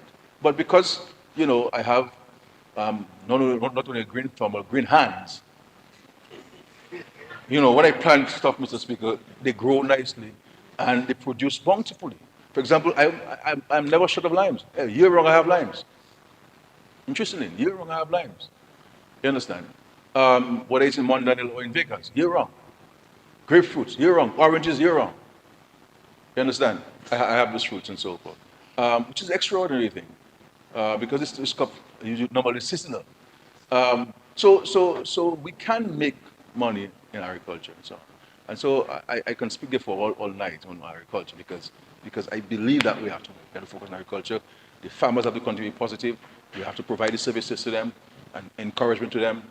But I think at no time in the history of our country that farmers, agro-processors, fishermen, fisherfolk have been given that kind of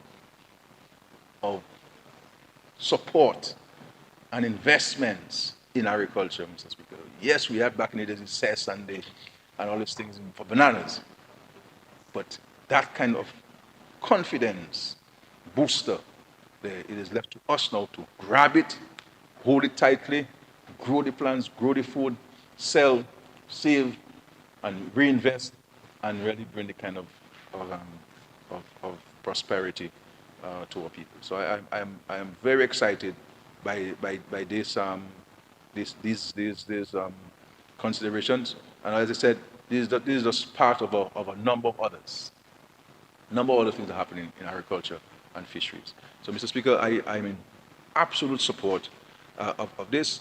We give the farmers and the fishermen, the fisherfolk, the commitment that we'll continue to work with them to ensure the prosperity of their farms and the investments, and to ensure that they can continue to feed their families, they can build their homes, they can buy their vehicles.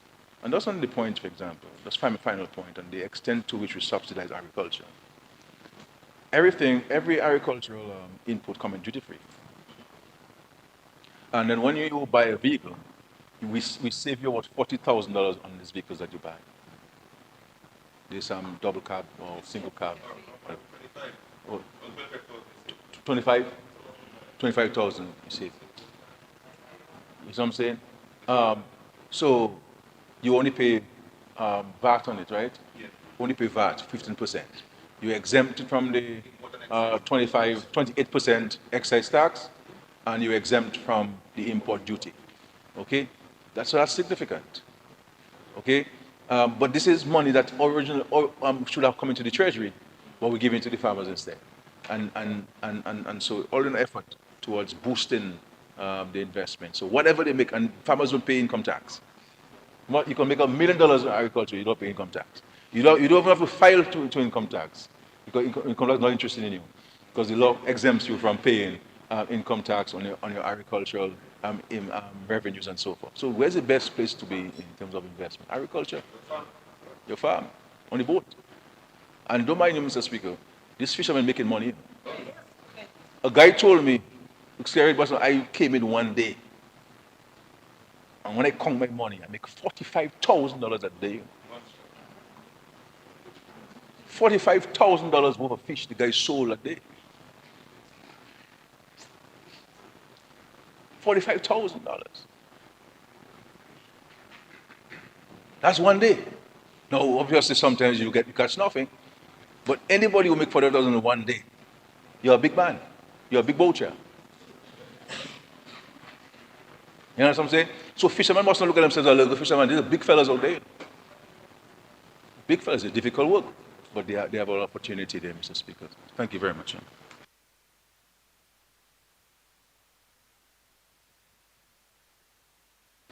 Mr. Speaker, from the three previous contributions, Mr. Agriculture, Trade, and the Honorable Prime Minister, I think all the relevant points have been clarified and recognize that the additional credit facility from the International Development Association is an excellent one and a very timely one, addressing obviously the food insecurity, well, obviously the financial benefits to the country as well in terms of productivity that we're increasing through the agricultural sector.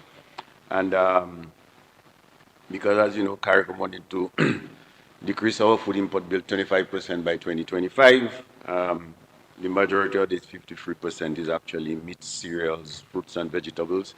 And I think with this credit facility, it addresses these major issues.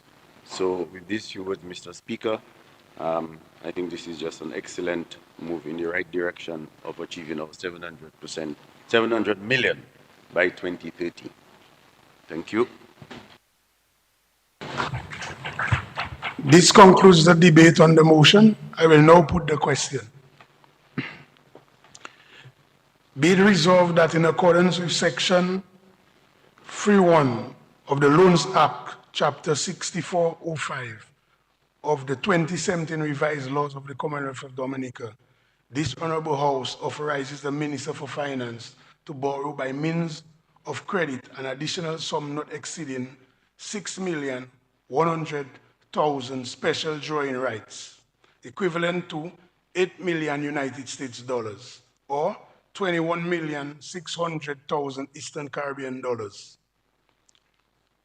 on the following term: interest, 0.75% per annum; commitment charge, 0.5% per annum; repayment, 60 semi-annual installments commencing August 15, 2034; grace period, 10 years.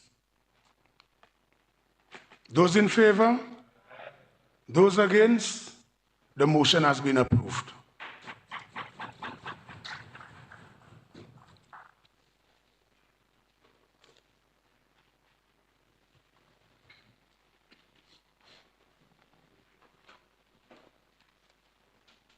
Speaker, whereas Section 21 of the Value Added Tax Act, Chapter 6808 of the 2017 Revised Laws of the Commonwealth of Dominica provides that the supply of goods or services specified in Schedule 3 are exempt imports. And whereas Section 105(1) of the Act authorizes the Minister to amend the schedule of the Act to by order published in the Gazette. And whereas Section 105(2) of the Act provides that an order made under subsection 1 shall be subject to affirmation resolution of Parliament. And whereas on the first day of May 2024, the Minister made the Value Added Tax Schedule Amendment Order 2024.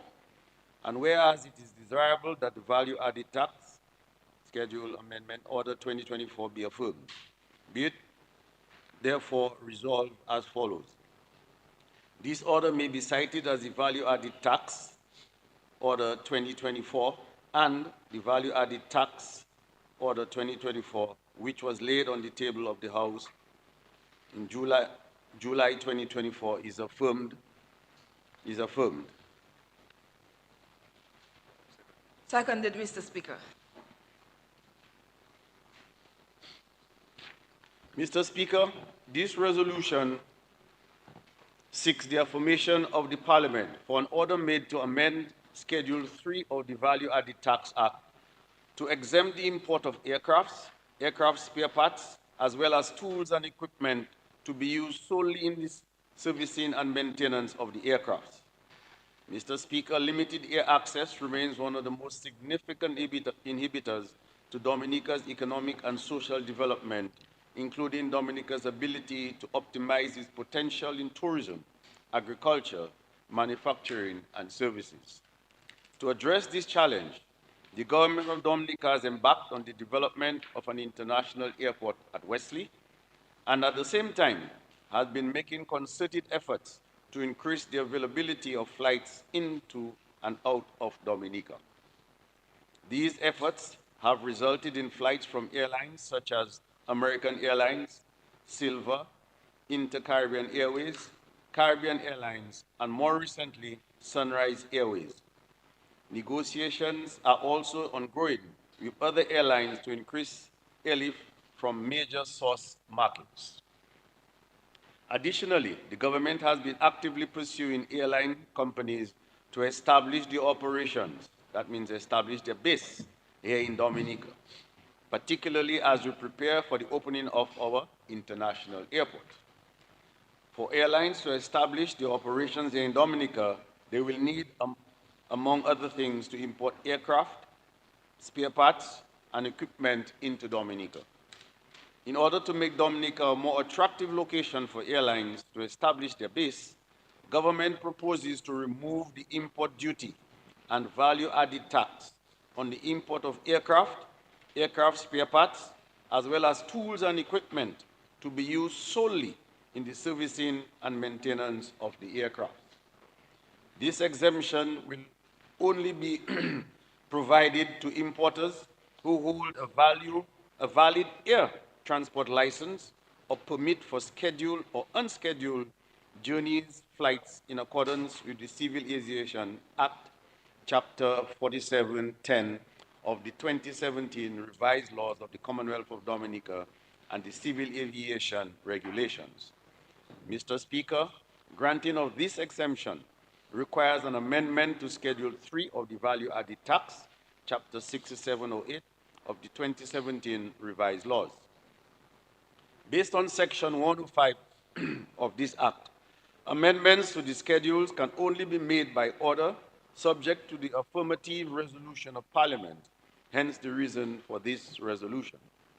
Mr. Speaker, the establishment of commercial airline services with a Dominica Air Operator's Certificate offers travelers improved air access to the island with direct flights to and from destinations which were previously underserviced or not serviced at all, potentially opening new source markets for the destination. This will assist Dominica in achieving its goal of attracting 500,000 stayover visitors annually by 2030, as well as increase airlift for our exports. These commercial airlines will also create direct employment opportunities for nationals in various technical and non-technical roles, such as pilots, flight attendants, and operational staff. Indirect employment opportunities will also be available through other service providers, such as ground handling, ticketing and customer service agents, and fleet service personnel.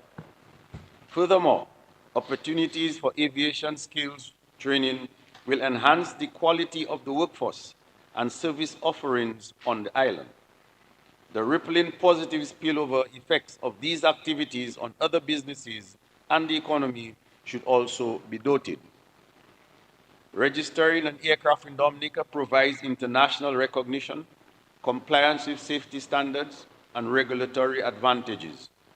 The International Civil Aviation Organization sets standards for aircraft registration, and countries adhering to these standards offer benefits such as internationally accepted registration marks. This will enhance the island's international branding, as well as augur well for building confidence in the destination.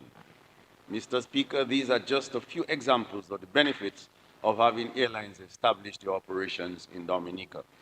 Mr. Speaker, I commend the resolution to the Honorable House for approval. The motion is before the House for debate.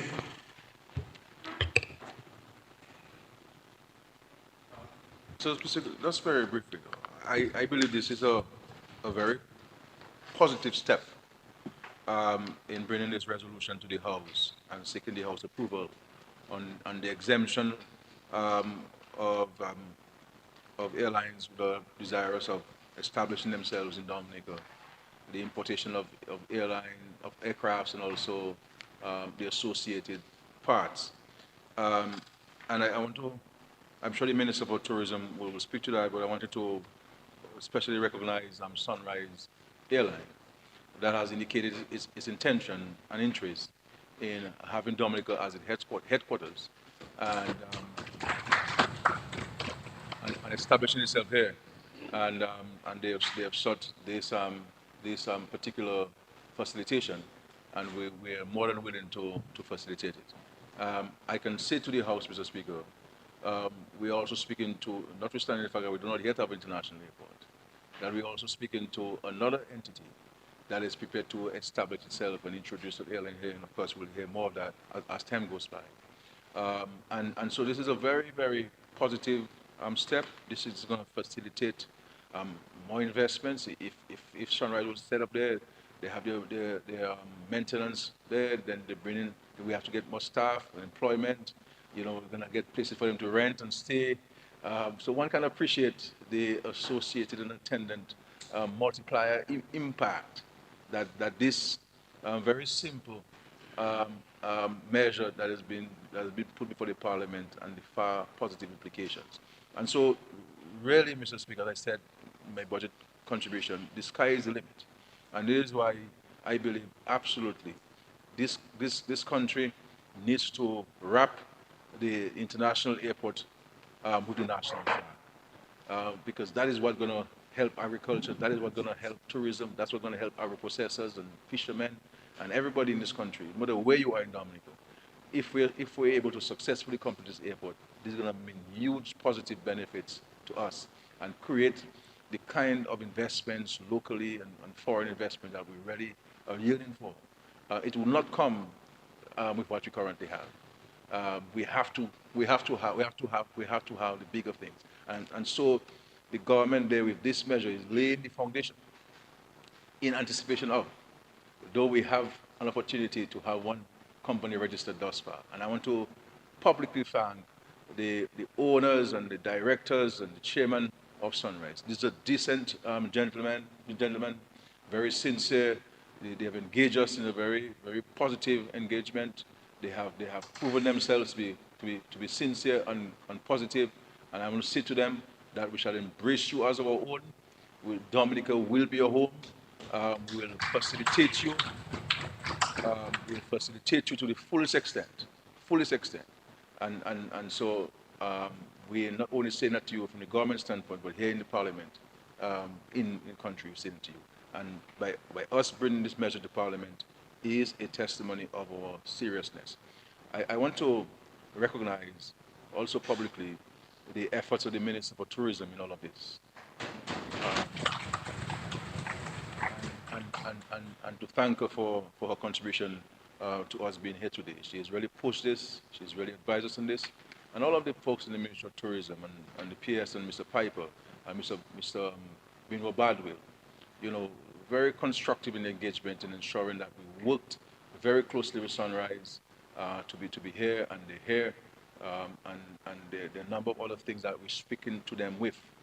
And I think that if we can harness that relationship, it's going to be huge things for Dominica, because they're not only looking at regional travel, but they're looking at even North American connections in the future. And so if we can get this thing successful, one can appreciate it. And again, I don't want to belabor the point, but it's important that we belabor the point where this international project, international airport is concerned, Mr. Speaker. Just see what night landing has cost to us, the positive impact. Just imagine if we open our frontier further afield, what is going to mean for us in Dominica? And so I want us to prepare ourselves, especially young professionals, especially the business community. Do not say I did not tell you. Do not say I did not tell you. You're only going to be successful by planning and planning properly and focusing on some things and getting them done now. You do not want to wait. Do not be, this is why you have prayed the last thing you know, Mr. Speaker. There are people who do not want to plant. And then when the huckster comes to them for dashing take 8 months. And because they did not plant, they have to go and steal to sell it to the huckster. But if we can't say, if I had known is not a successor, or success story. So we know, and then we have to take a step forward and invest. Come to the government with a project, an idea, tell us what specific concessions you require. Here it is. Sunrise came to us. The law did not allow us to, as a cabinet, to grant the concessions. What did we do? We come to Parliament to seek parliamentary approval. So we can come here and facilitate any investor, local or foreign. Once it's something they're going to create jobs, they're going to bring wealth to Dominica, revenue to Dominica, we will pass the laws. So even if the law is not there, we will pass the law. We will amend the law to facilitate investment, because that's what this government is about. Is ensuring that we invest heavily in the productive areas, the areas that can bring the highest number of jobs in the shortest period of time, and thereby bring you more revenue. So the government will be in a better position to provide for the citizens and residents of our country. And so this is very good news. Very good news. Very good news, Mr. Speaker. And I'm so happy that we brought it. It took us a little time, but it was rather late than never. And we're there, but the Sunrise always knew, because I did in fact write to them indicating that we shall provide them with a concession, but we have to go to Parliament. And they always knew that, and I'm happy that we're here in Parliament. I want to thank the Minister for Finance. I want to thank the FS, because when the FS told me that the law doesn't provide, I said, well, let's change the law. Let's change the law. The law doesn't provide, let's change the law. It's simple. You know what I'm saying? So we're here, and of course, the AG's office for preparing the amendment to this. But we'll change the law. We'll bring new laws.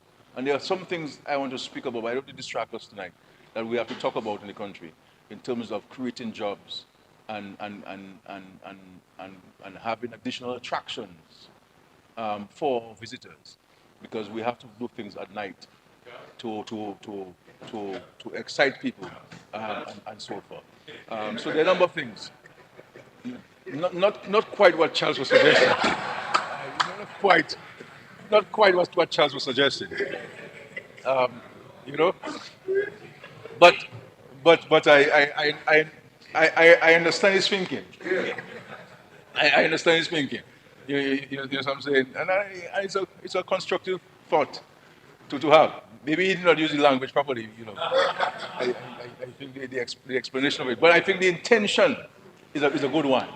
And so, but the explanation was not correct. But we can always fix the explanation as we try to achieve the intention. But there are a number of things, Mr. Speaker, and I think this is good news. And so, thank you, Mr. Speaker.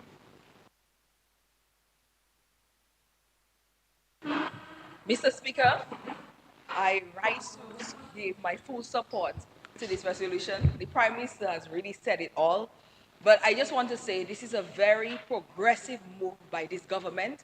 So I want to thank the Minister of Finance and his team for bringing this resolution to the House. And it's very forward-thinking, not only for now, Mr. Speaker, as we plan to establish Sunrise Dominica. As you know, Sunrise Airways started the inaugural service from Dominica going to Antigua, St. Lucia, and St. Kitts on May 27th this year. But the vision is to have Sunrise Airways Dominica, our first airline in Dominica, Mr. Speaker. And Mr. Speaker, this is part of our vision to have non-stop service from many islands to Dominica and many major source markets, Mr. Speaker. So, Mr. Speaker, we anticipate as we prepare and our international airport will be completed in 2027, there'll be more airlines who will be interested in establishing air service in Dominica. There are many airlines who are planning tours to go and visit the airport site and have already started discussions with us of their interest in Dominica. So this planning for the airport is it's comprehensive, Mr. Speaker. We're not just building a structure. We have already started conversation with many airlines where we are updating and giving progress reports on what we are doing at the International Airport project. So as PM said, there's going to be many jobs in the aviation industry. I cannot emphasize that. But what we have to do as a government is promote and advertise more. So we're telling our schools, our people at the college, what jobs we want them to enter in, what careers we want them to pursue, because we want Dominicans to hold all the key positions at the international airport. And with the establishment of Sunrise Airways Air Service, it is not going to help in increasing visitors to Dominica, but it will also facilitate trade, Mr. Speaker, cargo. You know, Mr. Speaker, when we used to have from St. Thomas, CK, I can't remember their name, and Coastal Air. People used to bring their loads at Kenfield Airport to ship to St. Thomas, Mr. Speaker. Antigua is a prime market for Dominica, and we already have four or five flights daily. I don't know if people are aware of that, from Dominica to Antigua on Sunrise Airways. And with the establishment of Sunrise Airways Dominica, we hope to have cargo service, Mr. Speaker. And we have space at Douglas Charles to already start that process, Mr. Speaker. So, Mr. Speaker, great things are in store for Dominica, and we are preparing for the International Airport project, for the International Airport on its completion. What we need now is for the people of Dominica to start getting ready, start building your capacity. And as I said, very soon we'll be advertising for jobs that we will need and the careers that we need people to pursue in Dominica to take advantage of the new opportunities and the new jobs that the international airport will bring. But we are very happy that this resolution has been brought to the House, and I know Mr. Philip Bayard of Sunrise Airways is smiling now because he has been waiting for it, Mr. Speaker. He loves Dominica so much, and many of our investors who come to many investors who come to Dominica simply fall in love with Dominica and want to operate from Dominica. But we don't have all the amenities now for them to function. But once the international airport is complete, there'll be no island in the region that can give Dominica competition. We'll continue to remain the best island in the Caribbean for years and years and years to come. Thank you, Mr. Speaker.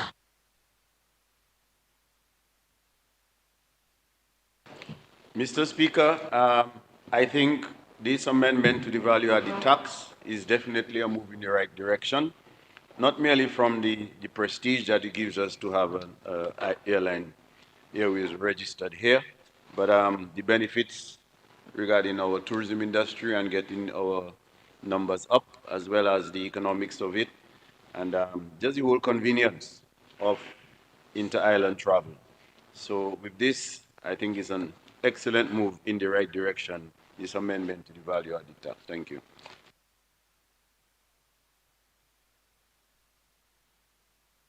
This concludes the debate on the motion. I will now put the question. Be it resolved as follows. This order may be cited as Value-Added Tax Schedule Amendment Order 2024. And the Value-Added Tax Schedule Amendment Order 2024, which was laid on the table of the House on the first day of August 2024, is affirmed. Those in favor? Aye. Those against? The ayes have it. The resolution is passed.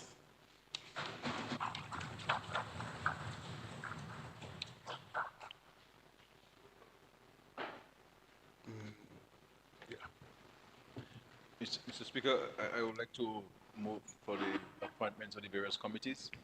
Would you allow me to just call out the committees and we approve, or you do one by one? Yes, we can just do all. Okay. Mr. Speaker, in respect to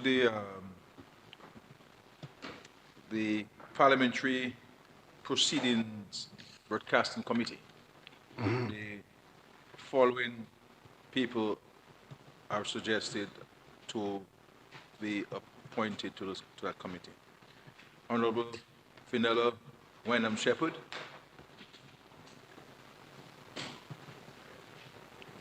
Honorable Dr. Cassandra Williams, and Honorable Wipunin Shalikere, Honorable Shalikia Vidal,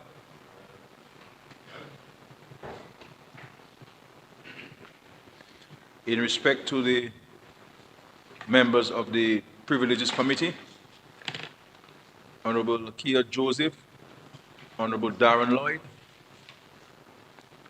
Honorable Anthony Samora Charles. You got a middle name, my boy.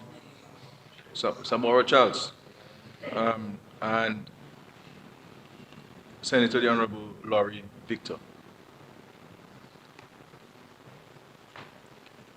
In respect to the Standing Orders Committee, Honorable Darren Pinard, Honorable Julian Defoe, Honorable Jesmer Paul Victor, and Honorable Shalika Vidal. That's correct? Yeah. That's fine? Okay. And I believe so these are the two committees, right? Huh? Yeah, we're missing the public accounts. The public accounts, well, we can, well, you do not, the law requires, I believe, AG, for the leader of the opposition shall be the chairman. Can we? No, in his standing, it's a practice. The But in practice. his standing order, it says that there shall be a public accounts committee made up of, let's say, the members approved by the House. But the practice is 2 members on the government side, 2 members on the opposition side, and in the absence of an opposition leader, which is the practice, then I would say the committee would have to make the decision at the committee first meeting. Yeah, okay. So we keep the same members, correct? Okay. So,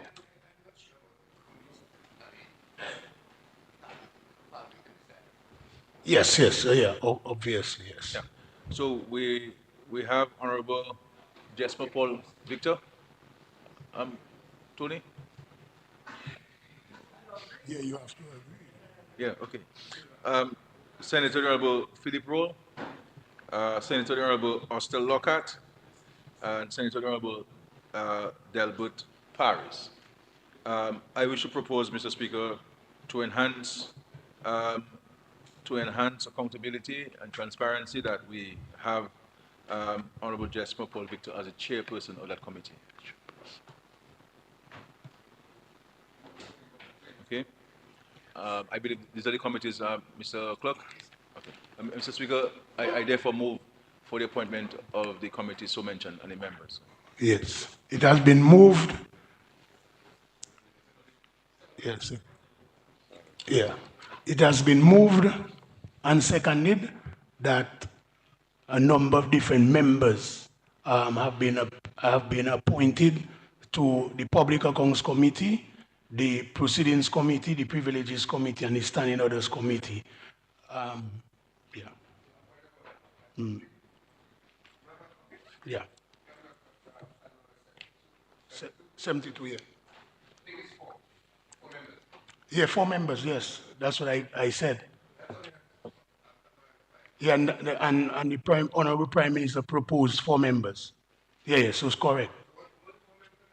Honorable Jesmer Paul, Chairperson, Honorable Philip Roll, Honorable Austin Lockhart, and Honorable Senator Delbert Paris.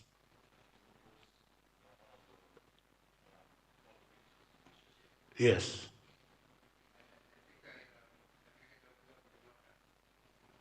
Yes. Yeah. So we can proceed now? Okay, so it has been moved and seconded that several members of the House being appointed to the Public Accounts Committee, the Proceedings Committee, the Privileges Committee, and the Standing Orders Committee, as per the names mentioned or proposed by the Honorable Prime Minister and approved by the House. Those in favor?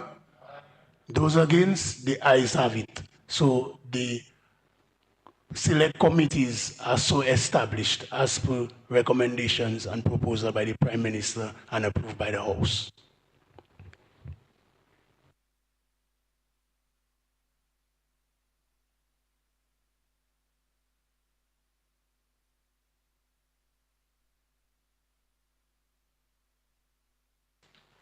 Well, Mr. Speaker, it left me to thank you, to thank the clerk, the stenographers, and of course the police officers, the sergeant at arms, the GIS, and all of the technicians, Mr. Labad, and faithful servant, all the staff of the office of the Speaker and the Parliament for your kind service during this debate, as always. And we appreciate very much. Without you, we will not be able to function, and so we're very grateful. And on behalf of all of the members, we express our profound thanks to yourself, Honorable Speaker, to Mr. James, the very efficient, Mr. James.